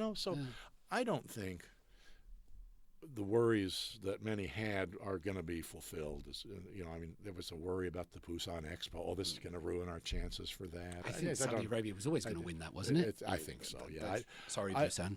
I don't think Now, I'm sure of the 45,000 people were here, there's going to be some negative feelings, but there would have been anyway, no matter what. No. You have a percentage of people, but the language and being able to share in that sort of a venue for kids from a very small place, meeting kids from Japan and Korea and the United States and European countries and I forget how many whatever countries were all represented, 100 and some countries. They were just charged up. Yeah, they had a ball. Many of them seeking asylum. I've seen here now. Now I've seen that in the paper with this week. They don't want to go home. I saw some of that. Yeah. I think there was a lot of sensationalist news about that. Obviously, there was a lot of difficult stuff going on. And as always, you expect government corruption and people going off on jollies around the world. What was most interesting to me, Steve, and I just make this point, is that I would be watching the television news with Korean people, and they would be like, I feel so ashamed. I feel such a deep sense of shame. And I was like, it obviously has nothing to do with them. Right. They didn't arrange it. Their problem, Koreans were still going up to these people in the street and apologizing. Yeah, it's a little bit different, isn't it? The Korean society is still a group society. Yeah. Despite all the westernization and the globalization that's happened, we don't see it so much in a village level anymore. But there's still this sense of commonality. I dare you to say the word uri or jong that the people don't like us using, but they do use that. But it is there, and there. I mean, not in the same way, but when a certain person was president of the United States that I didn't think was doing the kind of job that ought to be done, people would say, "Are you American?" I say, "No, I'm German." Of all the countries that well, you're Tahitian. I don't look Tahitian. Tahitian. No, I don't look Tahitian. I look like I'm German. Tahitian and Squozen. We're one all at the moment. Well, in French, it's spelled that way. Yeah. Okay. Tahiti. T-I-E-N. Of course, it's pronounced Tahitian. I worked in the 2018 Winter Olympics here on the you were doing the copy editing, so I was doing that in the official translation office, and all the Olympics, the official language is French. That's right. So I had to sit next to the French team, all winter. And I speak a little bit of French, but I learnt during that the French word for chopsticks. Oh. Baguette. Really? Yeah. The French word for chopstick is baguette. Baguette is a long. It's a long, narrow thing. It's a long, narrow thing. So there you go. There's another little word you can put down on your 10-word business card. Well, no, I'm not learning French. We've done so much of Korea. One of the things where I got to know you through, Steve, was the Royal Asiatic Society. Can we speak a little bit about that? Yeah. And perhaps what I would love to speak to you about the Royal Asiatic Society Korea branch is perhaps some of the figures that have been influential in this. We've just had Ji-hoon doing his presentation on the Underwoods, Peter Bartholomew. There are these names that echo down across the years, right? And you have incredible first-hand experience with some. Would you care to talk about perhaps some of these people or memories that go with these? Well, just for some background, our Royal Asiatic Society in Korea was founded in 1900. So 123 years ago, since this is 2023 when we're making this recording. It's incredible. The motivation, in 1900, there weren't a lot of expats here. There was a few hundred missionaries, Western missionaries, and about half that many diplomatic corps, probably. And amongst some of those people were scholarly-oriented people who were really interested in learning. Some of the first linguists of Korean language were part of that founding group. Horace G. Underwood the first, who came in 1884, put together the first Korean English dictionary. And James Scarth Gale, who came a few years later, he and Underwood worked together on a new edition of the dictionary, and then Gale made several editions. They were founding brothers of the Royal Asiatic Society. There were only about 13 people at that first meeting. A few diplomats, mostly missionaries, Are there any copies of that first dictionary? Those early you dictionaries? can find them online in an electronic digitized. format. Okay. Yeah, so they've been digitized. Right. Hard copies will be. Right. They're in libraries somewhere, but they're quite rare and would be quite fragile at this point because of the technology that was made in those days of putting them, printing and binding. But you can actually still see Gale's dictionary in anything that's published by Minjung Sorim. His dictionary was the foundation for all of their modern Korean English, English-Korean dictionaries. Oh, wow. He came up with the alphabetization system that's used. Mm-hmm. When the first dictionary, they alphabetized it by vowels rather than consonants. So the first words in that dictionary are Kind of, yeah. Well, that works. Anyway, saw some. Let me just tell you the story before you go on. I saw some early dictionaries. These were from sailors. I don't think it was Gale or Underwood's, but when they had transliterated the Korean and then the English, and water was written as BOOL, pool, and I was DOON, dun. Yep. And so you could see that they were trying to, these early steps of trying, because we would say mul and nun, trying to get this Korean into English, those early steps. I thought that was fascinating. Well, it's close. But there wasn't, because Hangul had not been used as a official language. It had begun in the 1700s. Shijo, the Korean poetry form, and novels began to be written in Hangul. There were no spelling conventions, and so you get all kinds of spelling in these books. When the first dictionary was done by Underwood, the spelling of Chosan was Diet, Yo, Jo, Jo, Shun. Shiit, and then Ya, Nian. Sounds a bit Chinese, doesn't it? Well, there's, I mean, when you hear people speaking, until you know the alphabet, you can't quite visualize the way to write it. Right. So that's why you get Dun. Kind of sounds like that. Yeah. Pool. This is pool. Because the other thing that we need to remember with Hangul is they're not direct equivalents for English sounds of letters. So mium is not really a full-blown M sound. No. It's a lot softer. So it could sound a little different. Mul. It's not mul, it's mul. Chosan. How do you spell Chosan? Jo. Is it Dit, and Yo? Jo. That's Jo. Yeah, that could be. It took a while to get spelling convention done. And we still see some innovation going on and some change going on as language transforms and evolves. That's common with anything. So these early figures, Horace Underwood So the first, Horace Underwood the James first, Gale. James Garth Gale, Homer Hulbert, of the missionary educator group, were preeminent families. The Underwoods were here long-term generationally. Gale had no children of his own. He had two adopted daughters from his first wife, who her husband was one of the first medical doctors in Korea, and he died. And Gale later married the widow lady and took in her two daughters and raised them, never had any children of their own together. So when he retired, his first wife had died. The girls had gone on to school in the U.S. His second wife was a Brit.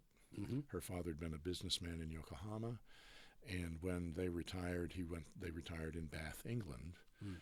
Because even though Gale was born and raised in Canada, it wasn't a totally separate entity yet. I mean, there were some things, but the Confederation had taken place, but he was basically still a British subject of the king. So it was easy to just move back to her hometown and retire there. There was no immigration document any of that stuff that went on. He died in 1937, so he didn't live to see the end of the Japanese era.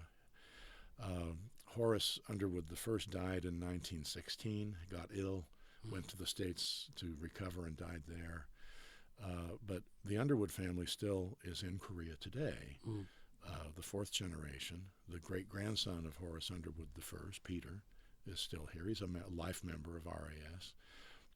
He and his older brother, who's retired to the U.S., are probably the only heritage members of RAS Korea.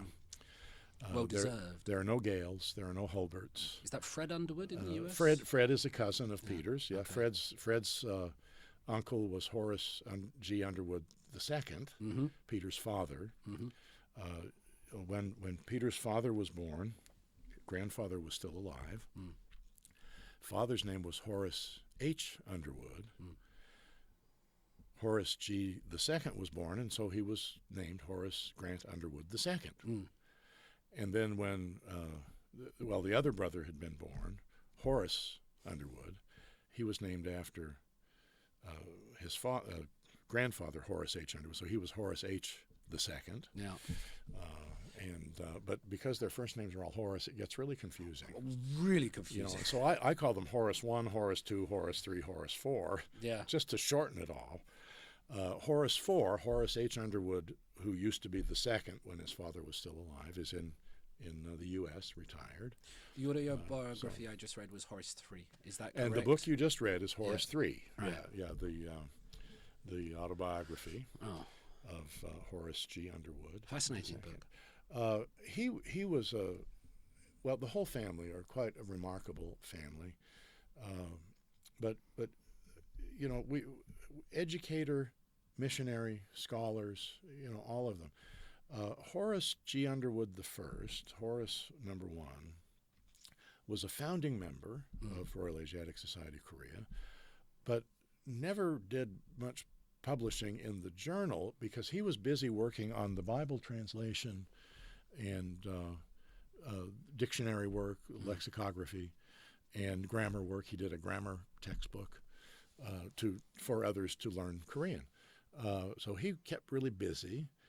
Horace was the founder of the Semunan Presbyterian Church, which is, I think it's the oldest Presbyterian church in Seoul,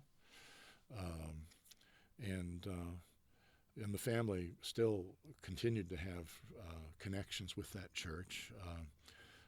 Horace #3 was an elder there. His wife was an elder there. Horace #4 was an elder. I think he was an elder there. He and his wife attended there. So it was really kind of the family church.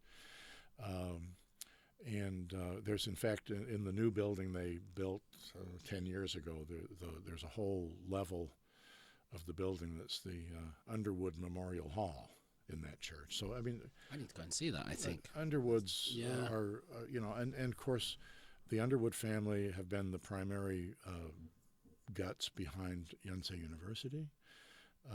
They didn't do it alone, of course, but a lot of Underwood family money from the States went into building the school. One thing that many people aren't aware of, because we don't use typewriters anymore, is that the worldwide best-selling typewriter was the Underwood typewriter back in the 1920s. It's the same family as the Underwoods of Korea. It was Horace #1's older brother and father who had that typewriter company. And in Horace #1's autobiography, there's several times where he mentions writing a letter to his brother John.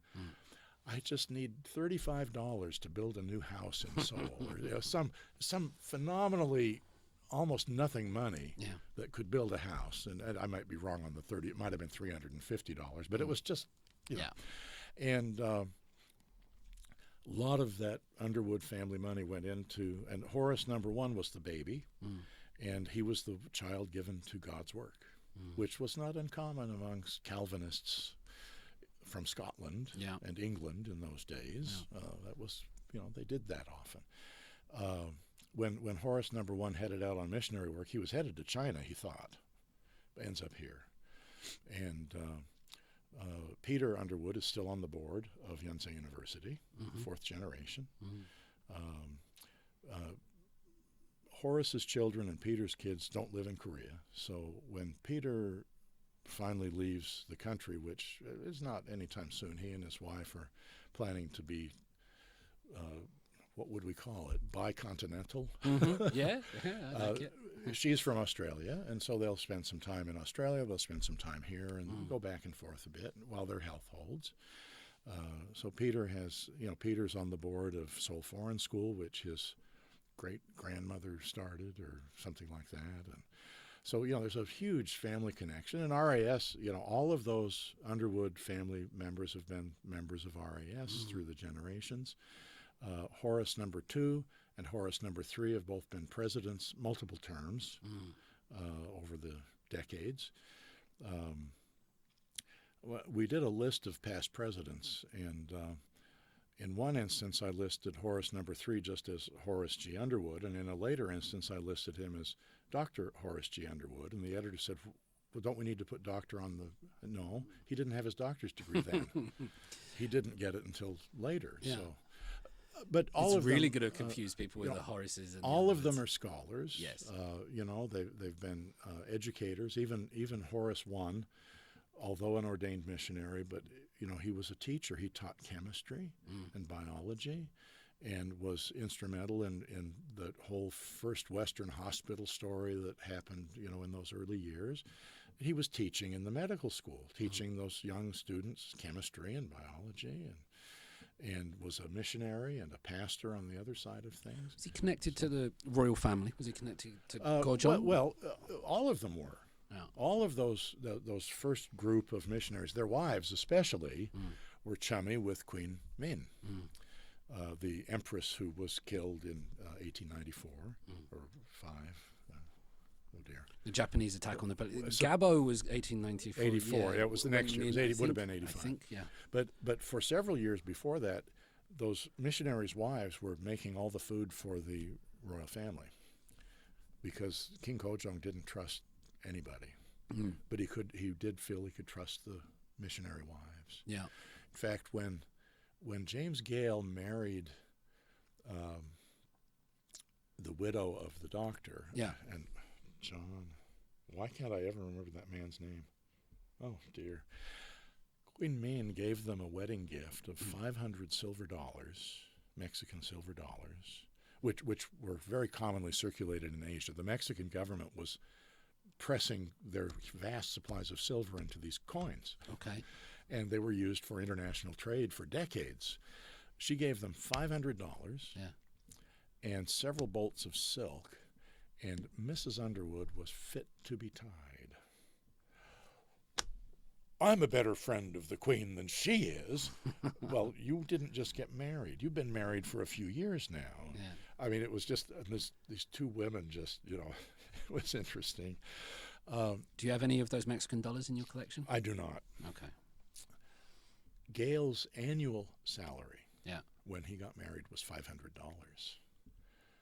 So that gift from the Queen was a heck of a lot of money. Yeah. I mean, we look at dollar amounts and don't really think about, what is $1 worth in this era. We forget. How many Big Macs can you buy? About inflation. Yeah. And then there's the modern economies of scale too that make a difference. But we look at those old numbers. Oh my gosh, he could build a house for $300. Wow, that's cheap. Well, when it was almost an annual salary, that wasn't cheap. Yeah. Of course, now housing is so strange. You'd have to be making a lot more money than you do to even build a cheap house. Mm-hmm. But in those days, it was different.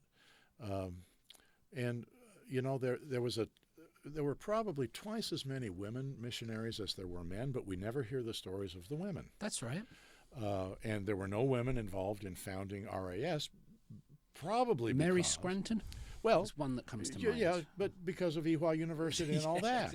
I got one. But you got one of them. But you don't hear all the work these other women were doing. Gale's wife Gale did lots of translation work from Korean into English and English into Korean. And so his wife was one of his key muses on that, and she was as skillful at the language as he was. But we never hear about all her work on his translations because it only has his name on it. Right. I believe one of the reasons there were no women founding members. You'd make a great feminist, Steve. Well, I'm not. There are some people in this city who I've recently had to do with who would say I'm a misogynist. They founded the RAS. The meetings were held at the Seoul Union Club, which was a building located at the tip of the road where the U.S. ambassador's residence sits. There's a Y junction there, and across the street is the Jeongdong Methodist Church. And right where that Y junction is on that plot of ground, which I think is now the U.S. ambassador's tennis courts, was the Seoul Union Club. It was the gentleman's club for the expat men. They could go get a glass of brandy and a cigar. Nice. Women didn't go into those places. Women weren't allowed into those places. RAS Korea was founded in the reading room of that club. Okay. Well, there were no women there because they weren't allowed in the building. That was just the way it was in 1900. And it was, I don't think a single one of those men, missionary men whose stories I know the best, thought any less of their wives. In fact, probably their wives had more to do than many Korean women ever did in those days. But the club was a men's club. Out in Incheon, near Chinatown, is the old clubhouse there. Have you been into that? It's just down the hill from the MacArthur statue. It was built in the same era for the expat gentlemen of Incheon. And they've got it restored to its original, with the long bar and the heavy wood paneling. It's a beautiful building, but women weren't allowed. It was the gentleman's club. Men needed a place to go. And so I think that's why we don't see lots of women involved in RAS in those early years, because all the meetings were held in the Union Club. Have there been many women presidents over the years? There have been a few, but not many. And most of all of those women have been in the modern era since the 80s, 90s. But there's only been a couple. But nevertheless, at least there have been some. Yeah, I was worried when I asked you that question. There's always been a good representation on the council with women and men and Koreans and expats. There's tried to be a good representation of the community, and I think all of those who've been president have been sensitive to the need for having voices represented, and that's a value to the organization as well as to the community. So Underwood and Gale. Gale is my hero because he consciously decided to stay during the Japanese era and continue his education work despite all the hardships that he was up against. What would those hardships be? Well, he had founded a girls' middle school and a boys' high school, and he wrote all the curriculum for it. The Japanese government censored his textbooks and tore out chapters, and he got very upset with Ito Hirobumi for doing that censorship. And Gale was a linguist's linguist. He knew Korean better than most Koreans. He knew the Korean history and culture and stories, and so he had used a lot of Korean folk tales in the educational stuff, like when you do math problems or morals or ethics, those kinds of social studies stuff. Japanese were having none of it, and those pages and pages were ripped out of the textbooks. And Gale and some of the other missionaries said, "What do we do? This is wrong." And some of them said, "Well, we could just quit and leave, but then none of us would be here to teach, to help, to do what we could do, what we can do." I don't think any of them were collaborators with the Japanese. I think they suffered silently and just went along with what the rules were to try to promote Christian values, education, literacy. It was tough. I think they had a harder time than people like Homer Hulbert, for example, who got kicked out of Korea in 1907 And from the comfort of his armchair back in Connecticut or Massachusetts, wherever he lived, he could write all kinds of anti-Japanese tirades, which he did and was well known. He did the Chautauqua, is that the educational organizations? Chautauqua? I think that's what it was called, circuit.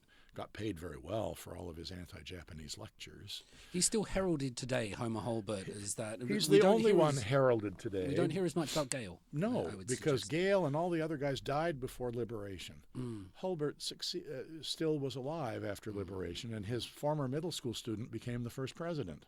That's why Holbert is hailed by the Korean government, because Lee Seung-man was one of Holbert's middle school students at the old Methodist school where Holbert taught back in the Korean Empire years. There's a good reason to keep the Holbert name going when the nation starts. He was posthumously awarded a rank of independence fighter, something that the government had come up with, and there's a group of people today that really worship at his feet more than anything else. And I think there's nothing wrong with honoring somebody who did some good things. Yes. But he wasn't the only one.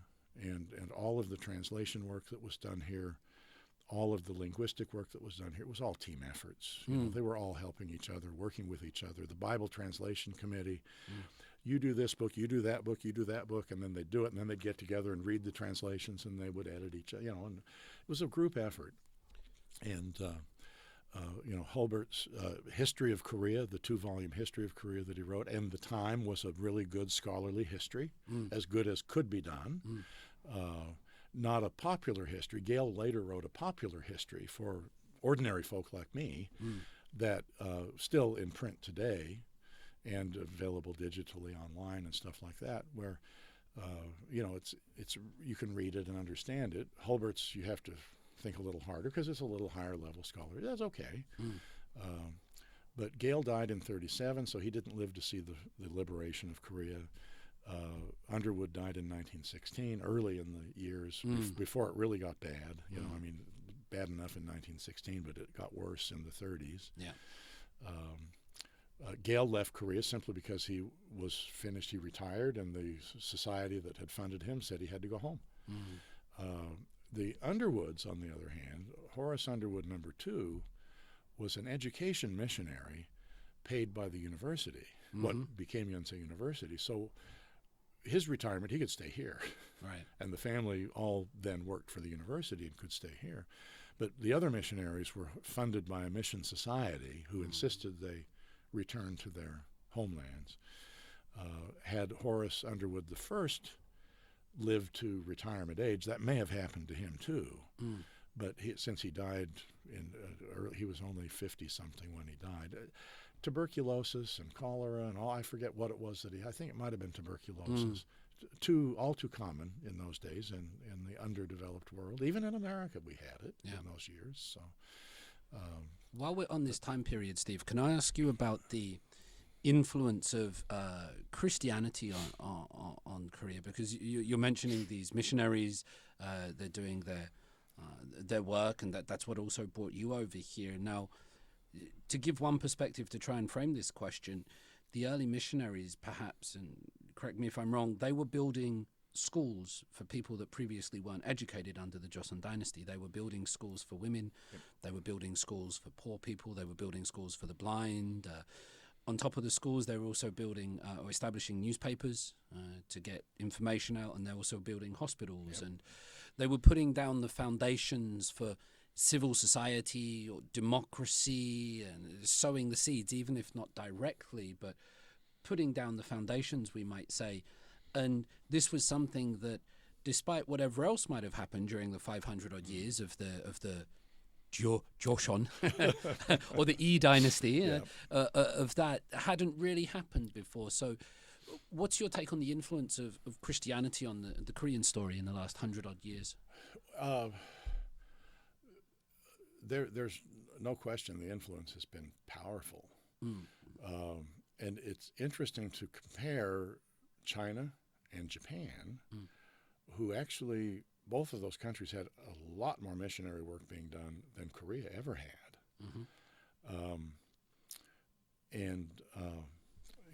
missionaries in China, I mean, there were, Christians all over the place and Catholics all over the place. Korea had been closed off until we got the treaties with the United States and Japan and Britain in the 1880s.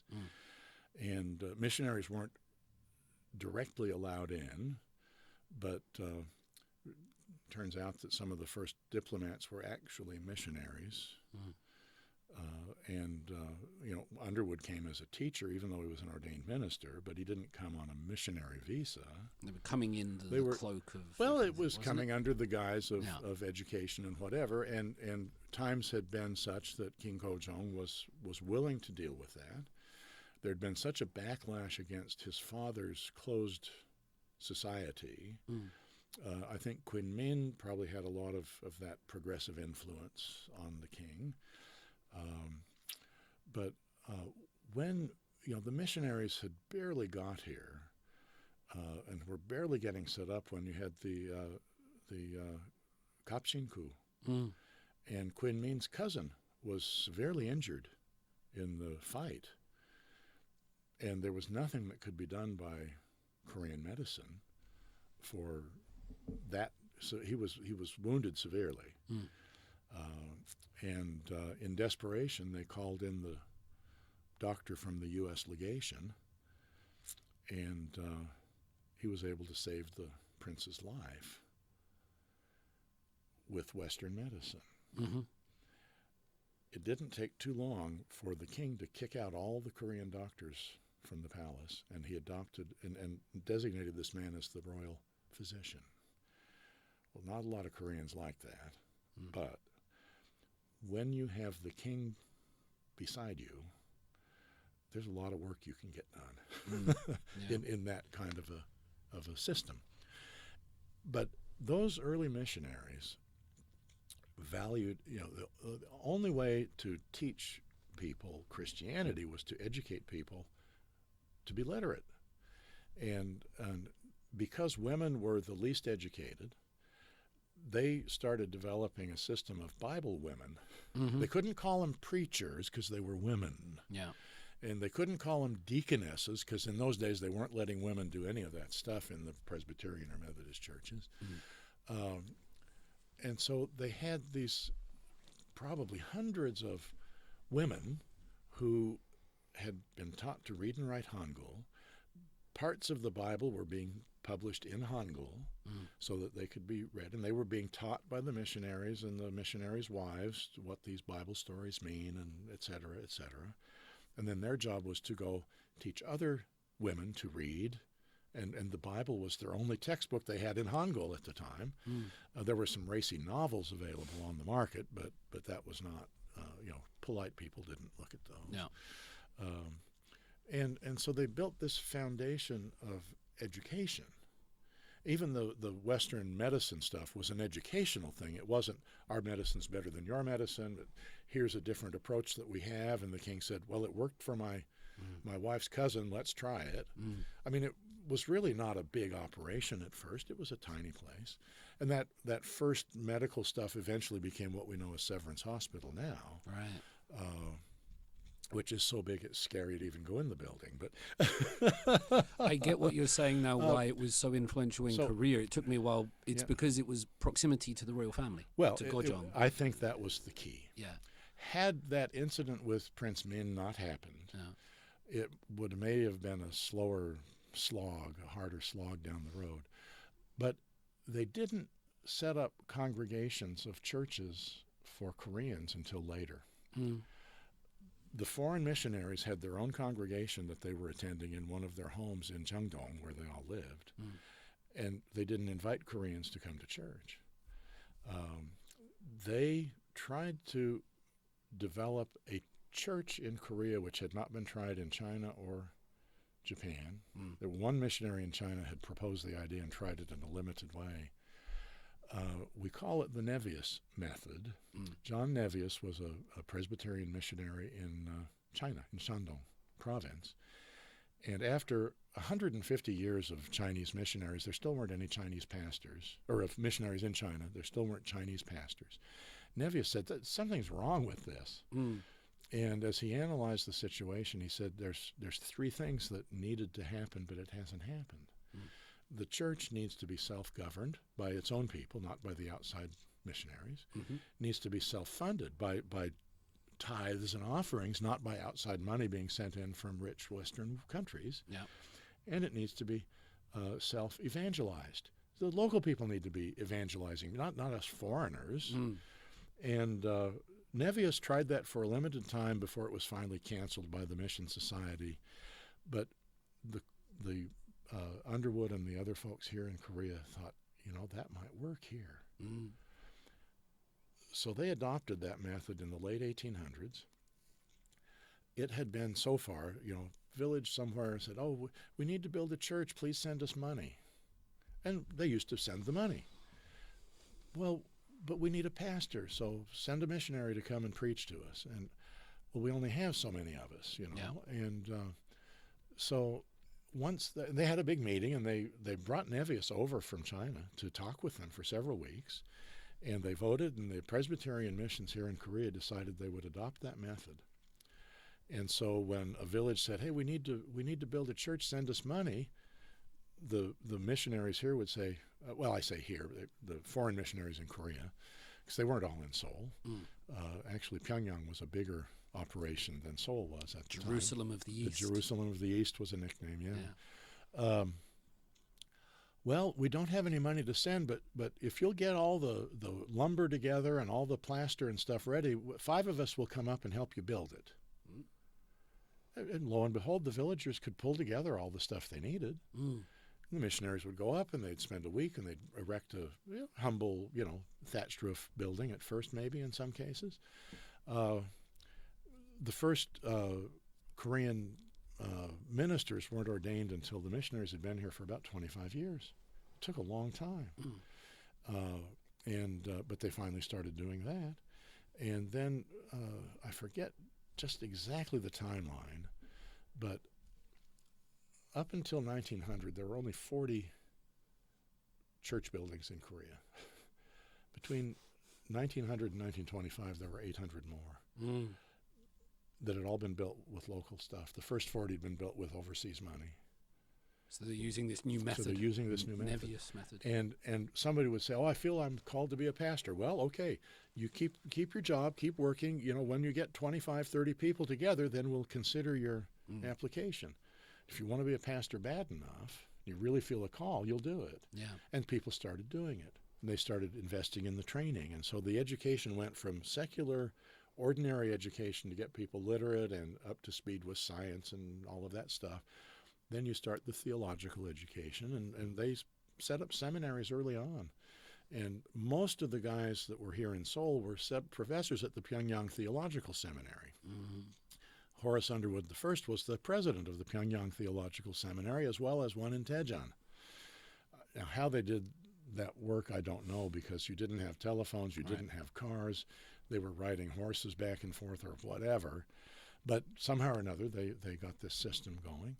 And they began to build some of these educational institutions. The YMCA was founded by Underwood and Gale and some other Korean Presbyterians and Methodists of the time.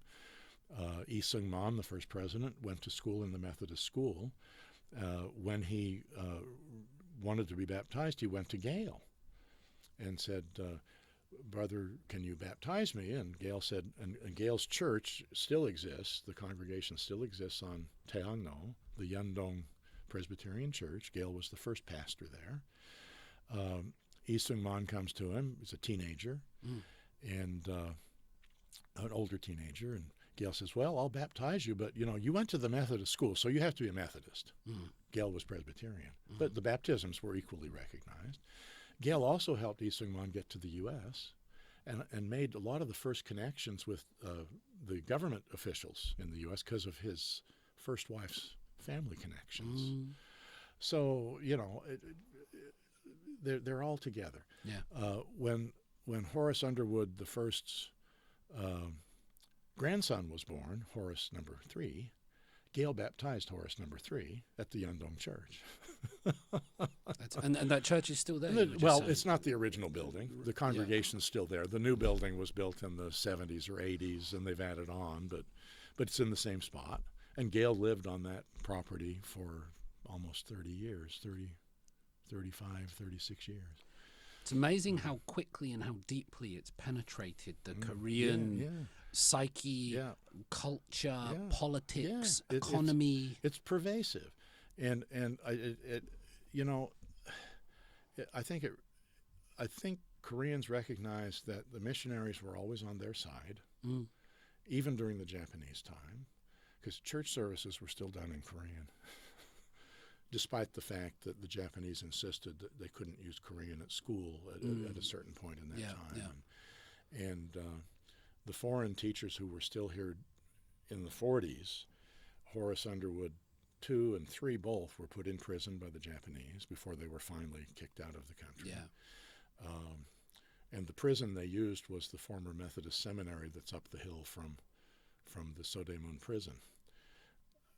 What a horrible place to be a prisoner in your own, in a religious school. But anyway, it was horrible times, and but these folks, stuck it out as long as they were allowed to, and I think people recognize that. You look at Japan, where there's maybe less than 1% of the population are Christians. I mean, there's nothing to speak of when you compare it with Korea, which the numbers have been overblown over the years by zealous people, but it's about 25 to 30% of the population in the latest census identify as Christian. And I would imagine of those 25, 30%, a large proportion occupy influential positions. Any level of government, any level of education in this country, you've got Christians everywhere. Christians generally are known for their high levels of education. Doesn't mean Buddhists aren't either, but there's such a large population. I think there's probably an overrepresentation of Christians compared with the people who don't identify as religious and the Buddhists. I think there's more Christians involved. Christians tend to be a little more zealous about things, perhaps. A bit more visible, especially they're quite across visible, the cityscape as well. Yeah, and if you stretch Christianity a little further, most Christians in Korea and in America would not recognize Jehovah's Witnesses as Christians. But as we walked from where we parked the car to the studio, we passed a Jehovah's Witness out there on the street.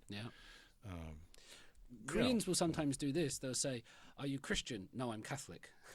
Well, in Korea, the word that was co-opted is Kidokyo. Yeah, Kidokyo. Well, that doesn't mean Christian. It means basically the sacrificed Jesus church. Okay. Ki referring to Christ, and to Tokseng, Toksengja, a martyr. The Catholics chose the word to describe their church as Lord of Heaven, Chunju Kyo. Well, I would translate both of those words into the word Christian. Christian Catholics, Christian Protestants, whatever. But here in Korea, the Protestants say that Catholics are not Christians. And not that they use a different name, but they're not Christian. I mean, really vociferously not Christian. They separate They love the separation. And they don't quite know what to do with the Anglicans, who are both Catholic and Protestant, sort of, at the same time. And they use a word of the holy gathering, Sangonghue, the holy public gathering, which I think is a beautiful name for what Jesus was all about. Because Jesus didn't put a name on the church. In fact, there wasn't a church when Jesus was alive. It happened later. When three people come together in my name, it's a church. The Spirit's there. Can I ask you one? This has been in my mind for a bit. It's a weird question. remember when we were speaking about propaganda between like the what you see in North Korea and what you saw here with Mugyeong Tongil. Yep. We hear a lot about missionaries such as Underwood and Gale and Appenzeller and these figures. Appenzeller, thank you. 2-1 to you. Were there Russian missionaries? Because obviously the Russian no, because it's a very sort of religious country, isn't it? It's a very religious. Or it country. was at the time before 1917. It was before the revolution. Yeah. I was just wondering if they'd been whitewashed or they weren't. There really wasn't much going on here. We were not. Korean Peninsula was not much in the influence of Russia. But there were Russians here. There were there? some. Yeah. We had the legation. You know, there was a legation, and there were.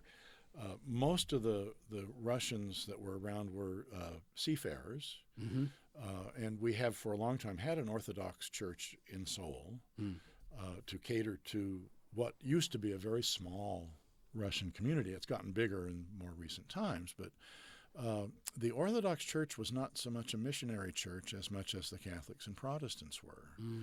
And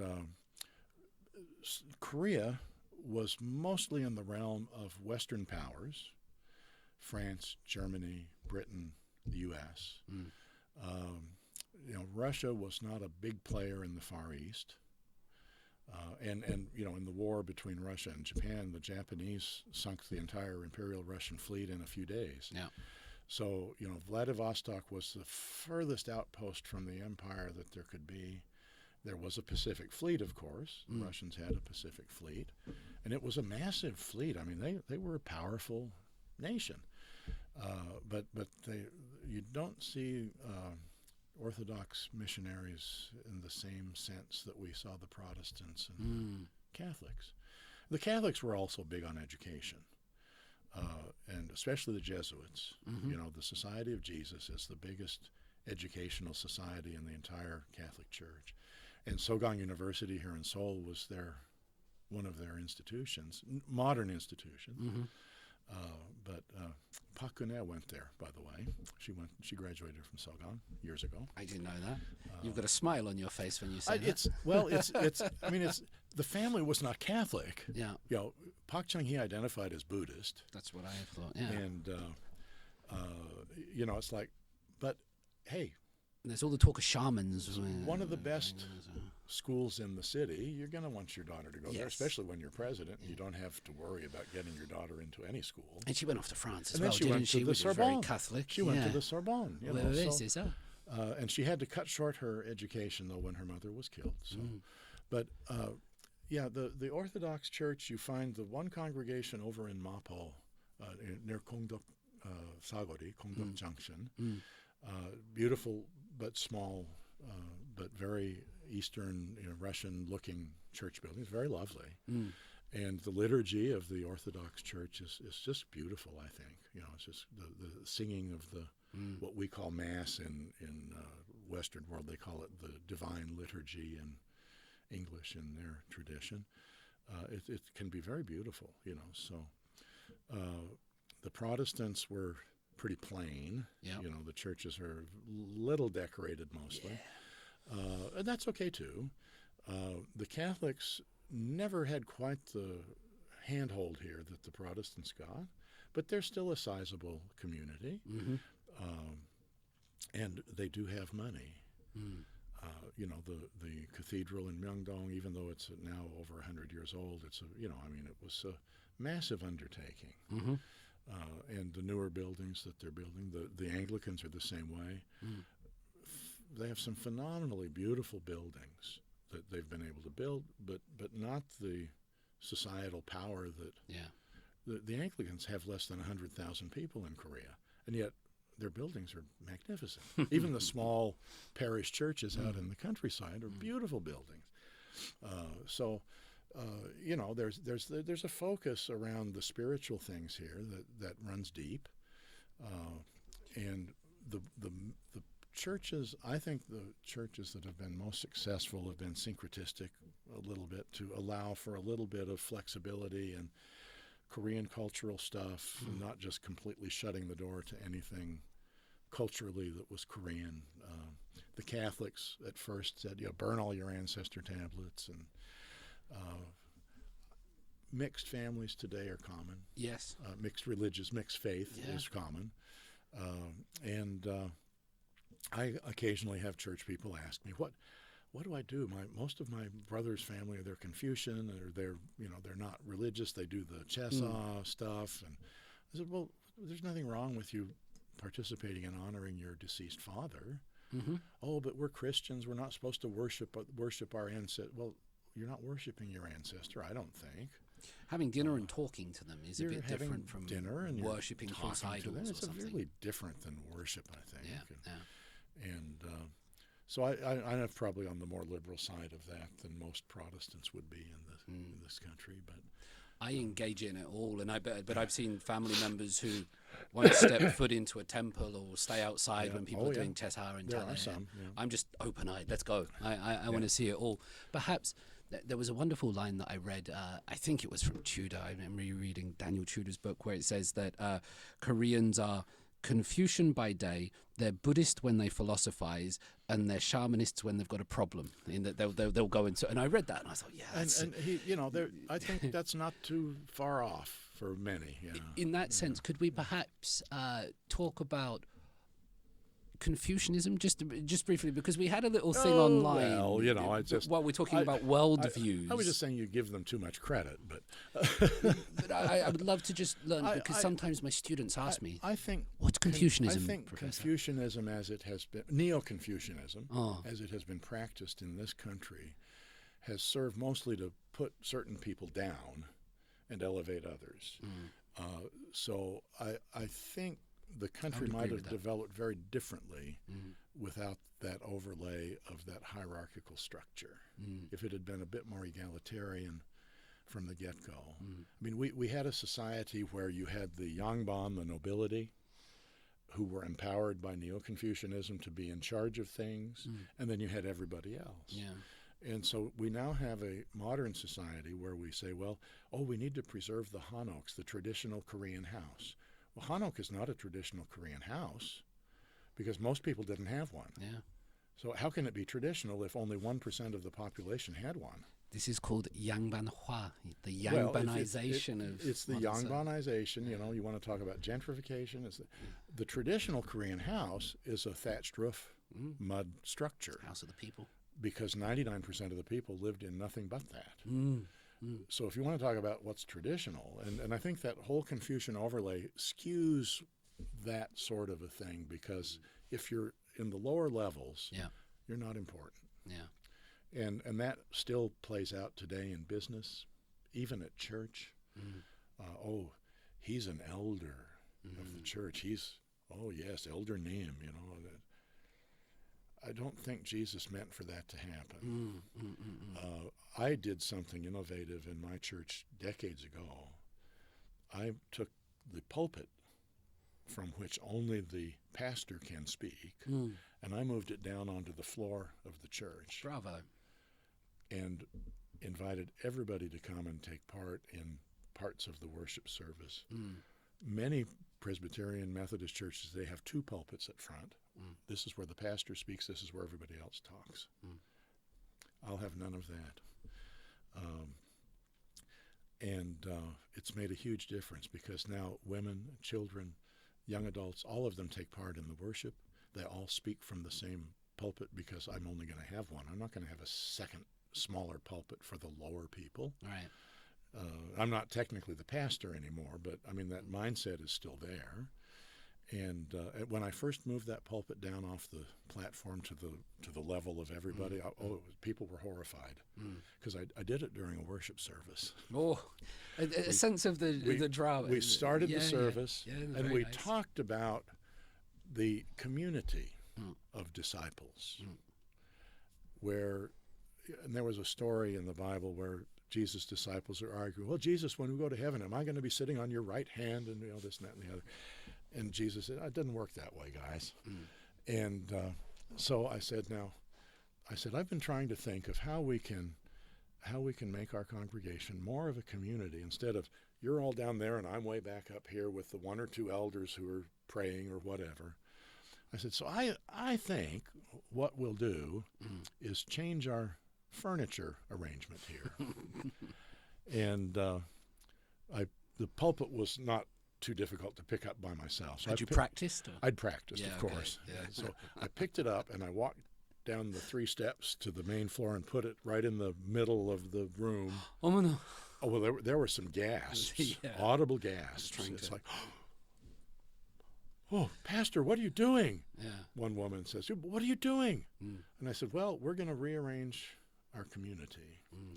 And then later in the week, I rearranged all the chairs so that we weren't straight on facing the front, but we angled them so we were facing each other. Ooh, very nice. And I was trying to make a point of the egalitarian nature of Christian society as opposed to Confucian society. Confucianism the Confucian society is not egalitarian. No. It's hierarchical. No. And the higher the rank, the more important of a person you are, and the people down here don't matter. They're worthless. But in my view of Christianity, Jesus says even the little bird has value. It's egalitarian. And somebody said, well, you sound like a communist or at least a socialist. And I said, well, okay, fine. If that's what you think, fine. I can't read the 4 Gospels in the New Testament and not come to this conclusion. I'm sorry. Yeah, and I have asked people in my community to not call me pastor, but just to call me Steve. 목사님. Is 목사님. Pastor. Sometimes I get confused with the translations. Well, 목사님 is pastor, or and that's the technical term for someone in my position. But my church people call me Brother Steve or Steve, which is just fine. That's incredible to have Korean people do that. I've tried to level that out and put as much value on the 11-year-old kid who helps with the offering as the person who's giving the sermon that day or saying a prayer.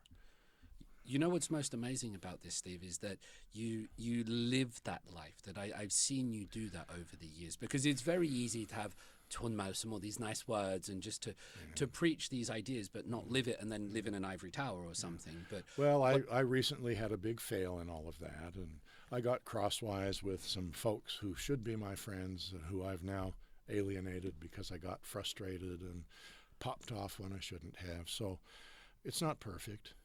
And I recognize my failings. I've tried to apologize for them, but I've not asked for forgiveness because what I did was unforgivable.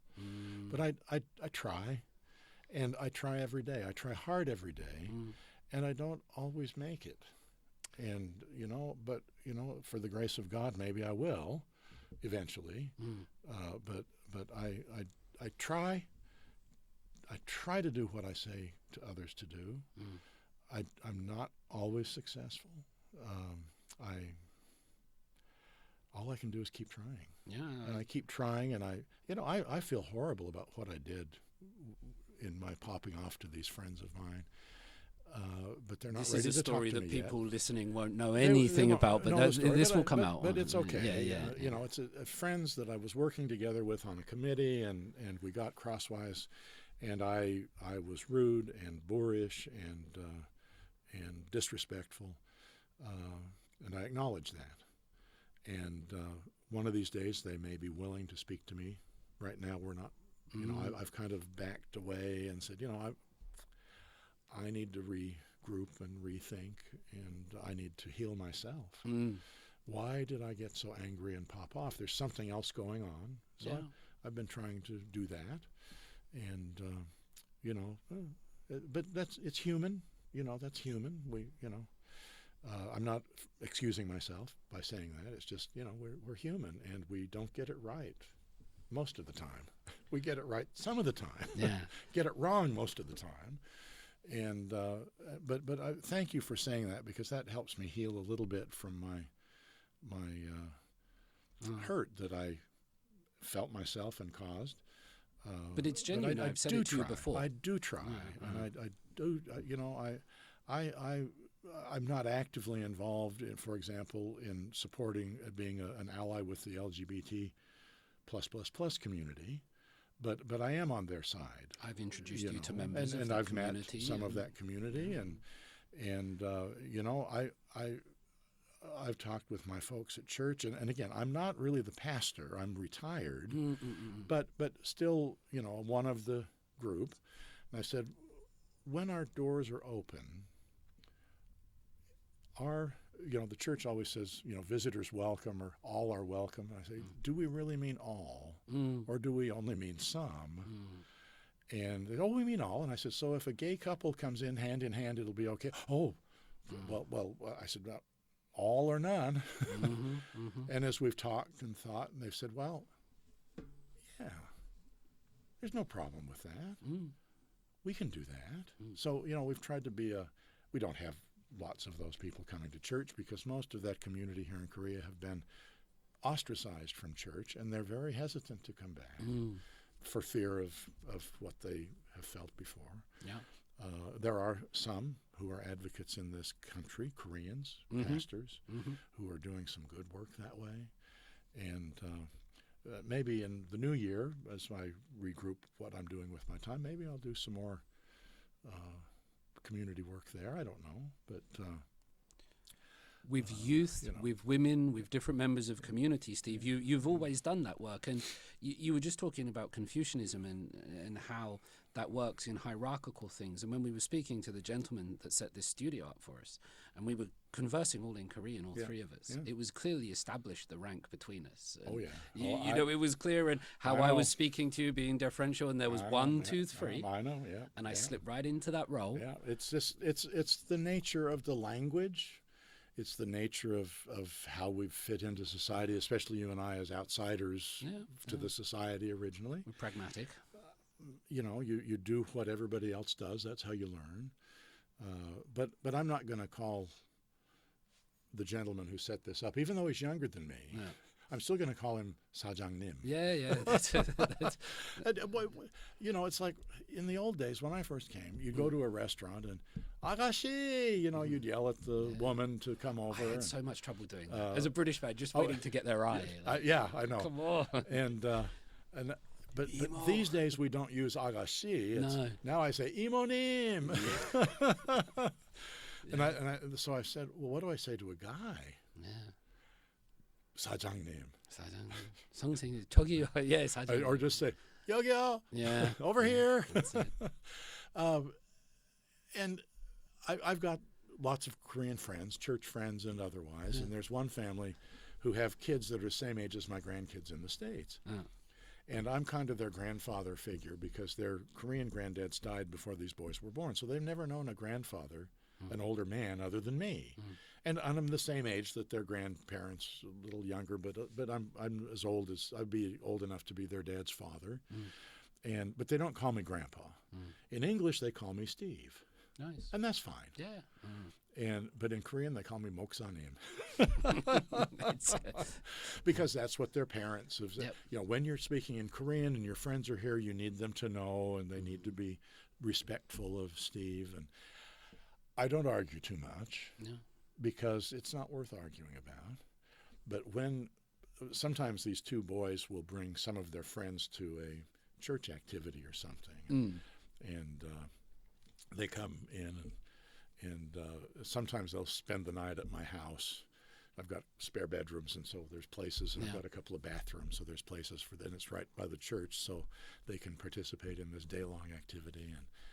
And the one young what do I call a temporary grandson or an adopted grandson? He'll tell his friends, he says, now, when we're here in Steve's house, you can just call him Steve. Imagine that. But when we go to the church, you have to say Moksanim. Relationships just but Confucianism made sense to figure out, what is our connection in society. We have ranked societies everywhere. In India, they had the caste system. Oh, I'm British. I know all about rank societies and lords and princes. And then, in Britain and other kingdom-oriented countries, and Britain's still the one that has the most, probably, of all of that. The European kingdoms are pretty thin now when it comes to that. But, I recently noted that they were wishing the Duke of Kent happy birthday. It's like, we never heard of him when the Queen was alive. Suddenly he's the senior member of the family. So that makes sense. but he's not really a major royal. But it's just interesting to see, what's an earl, what's a duke, what's a, and all the heraldry stuff. And I like the use of yangban as a deprecating the yangbana. Well, that's always made me giggle when I hear people use that. And it is deprecating because it's now safe to do that. Yeah. There's no law against it like there used to be. Back in the old days, you could never be a lower person and criticize a yangban. Oh, you couldn't do that. Yeah, no, it's keep your eyes to the ground. You keep your eyes to the ground. You never look at them, whatever. And you still see a little bit of that. I remember when I was watching these videos about kaptil or the physical abuse of power and rank, and people standing by would just watch it and take it. Oh, I know. Yeah, I know. And you see that rank just manifest through it. Yeah. So that that's my mild argument about Confucianism. Let me just pull this to one last, maybe one or two questions. Yeah. Because I have tests to go to, unfortunately. You'll notice that I didn't look at this paper once. We just rattled off and see where we go. I kept mine folded. Yeah.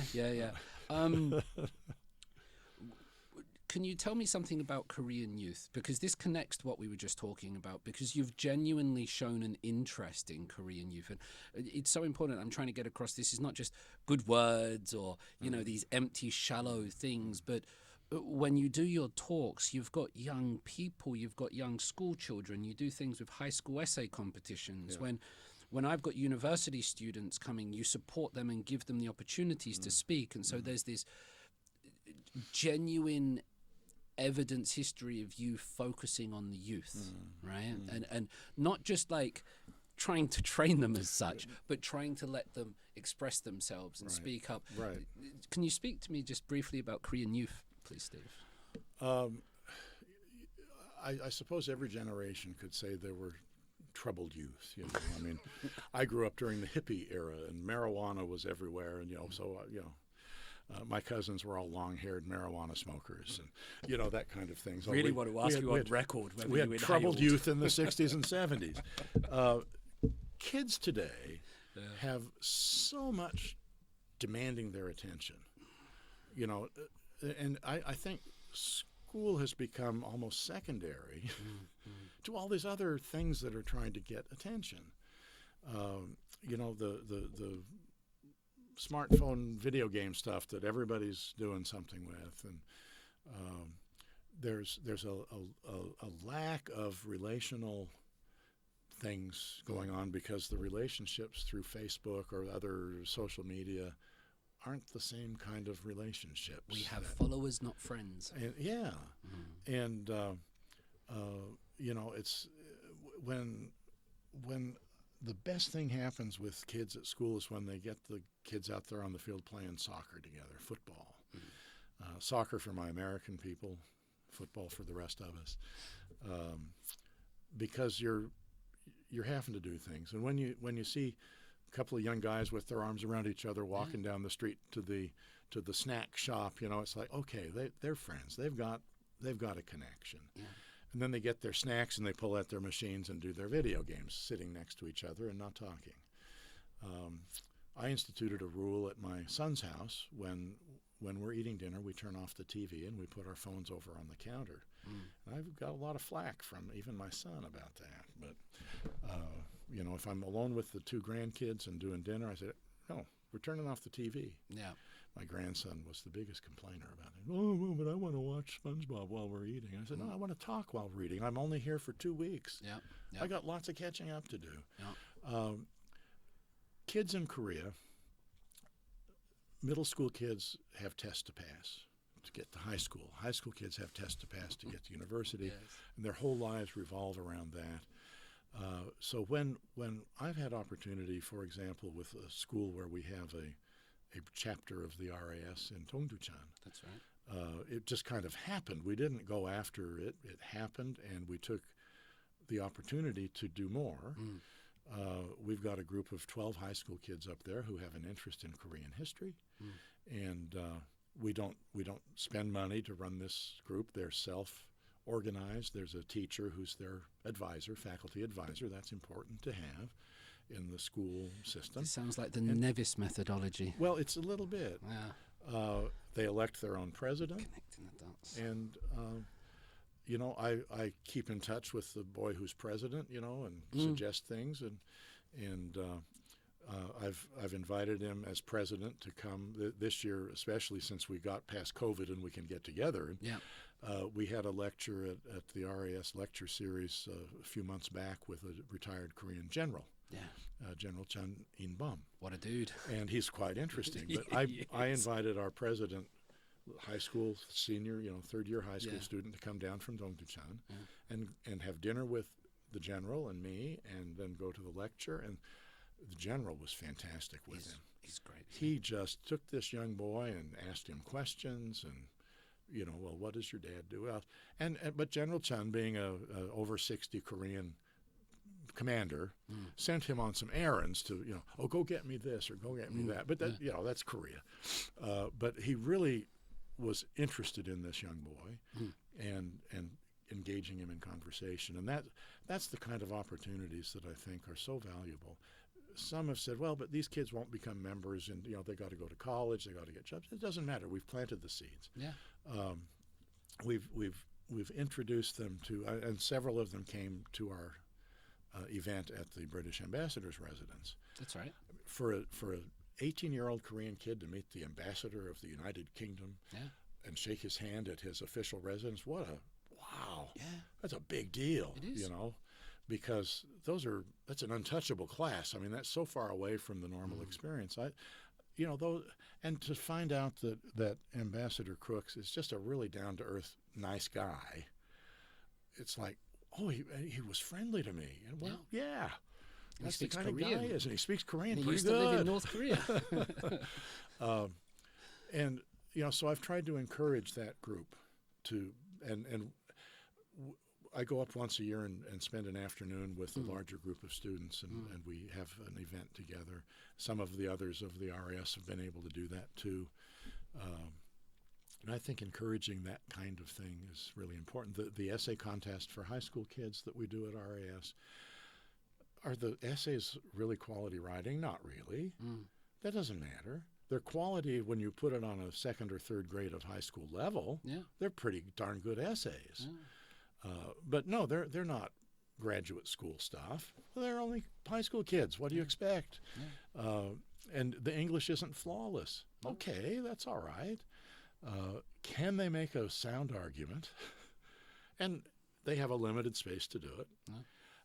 So we've encouraged this group of, and we send these announcements to the international schools and the foreign language schools.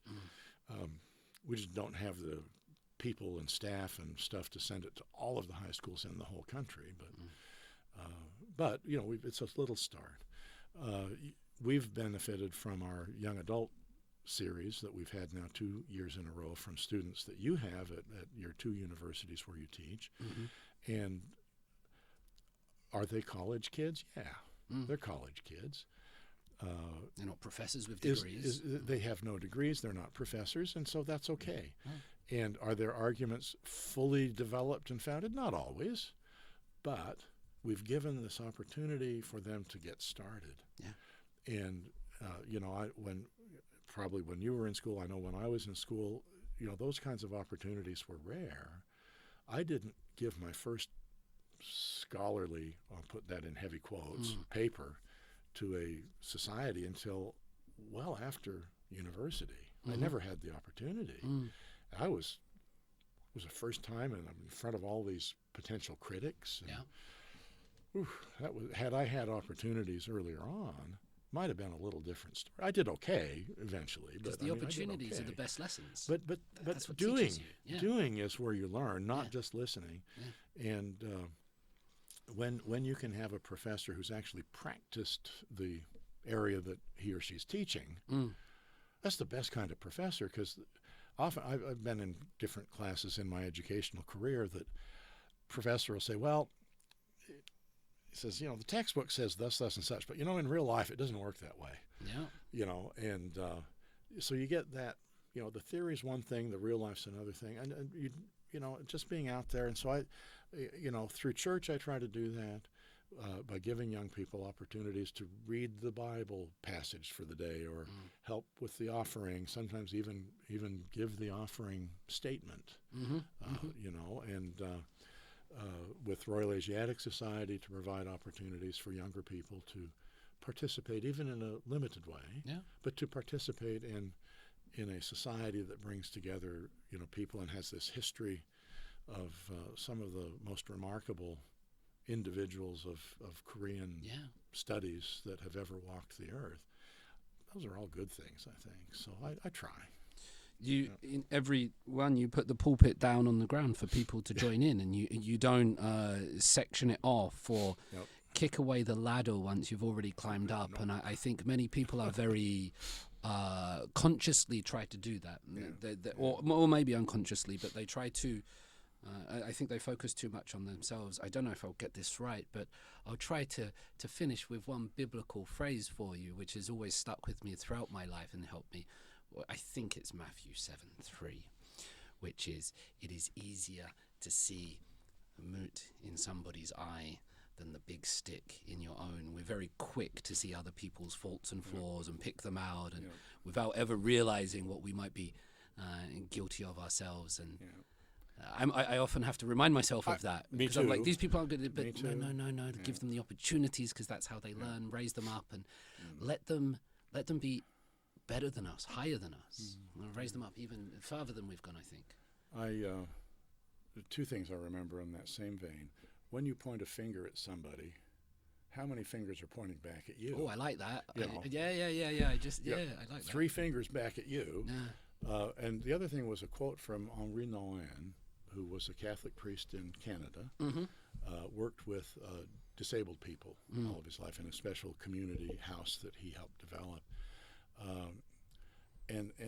It's did I make somebody's day better today?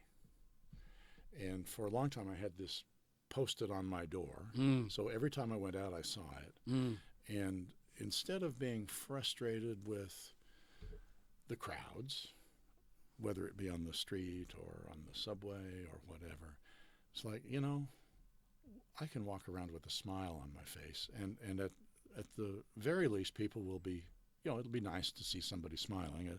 They might think I'm crazy, you know. It's like, oh, I wonder what he's been doing. But that's, you know, it doesn't matter. And so I've tried not to take offense at the crowded nature of our city, because it can be oppressive at times. It can be oppressive. And I do get tired. I do get frustrated at times. But I've always tried to think of those things and smile at someone. Just, you know, take a deep breath, Steve.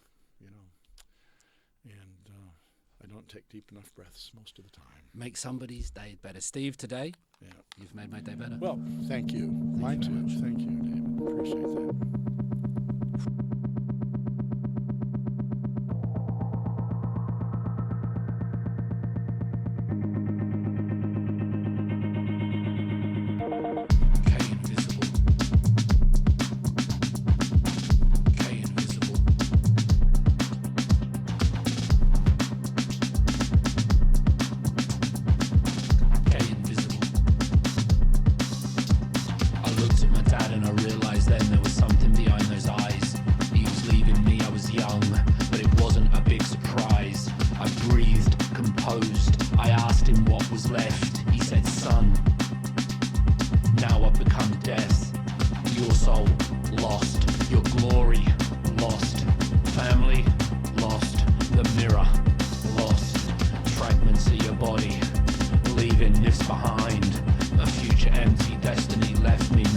With my mind, I was K invisible.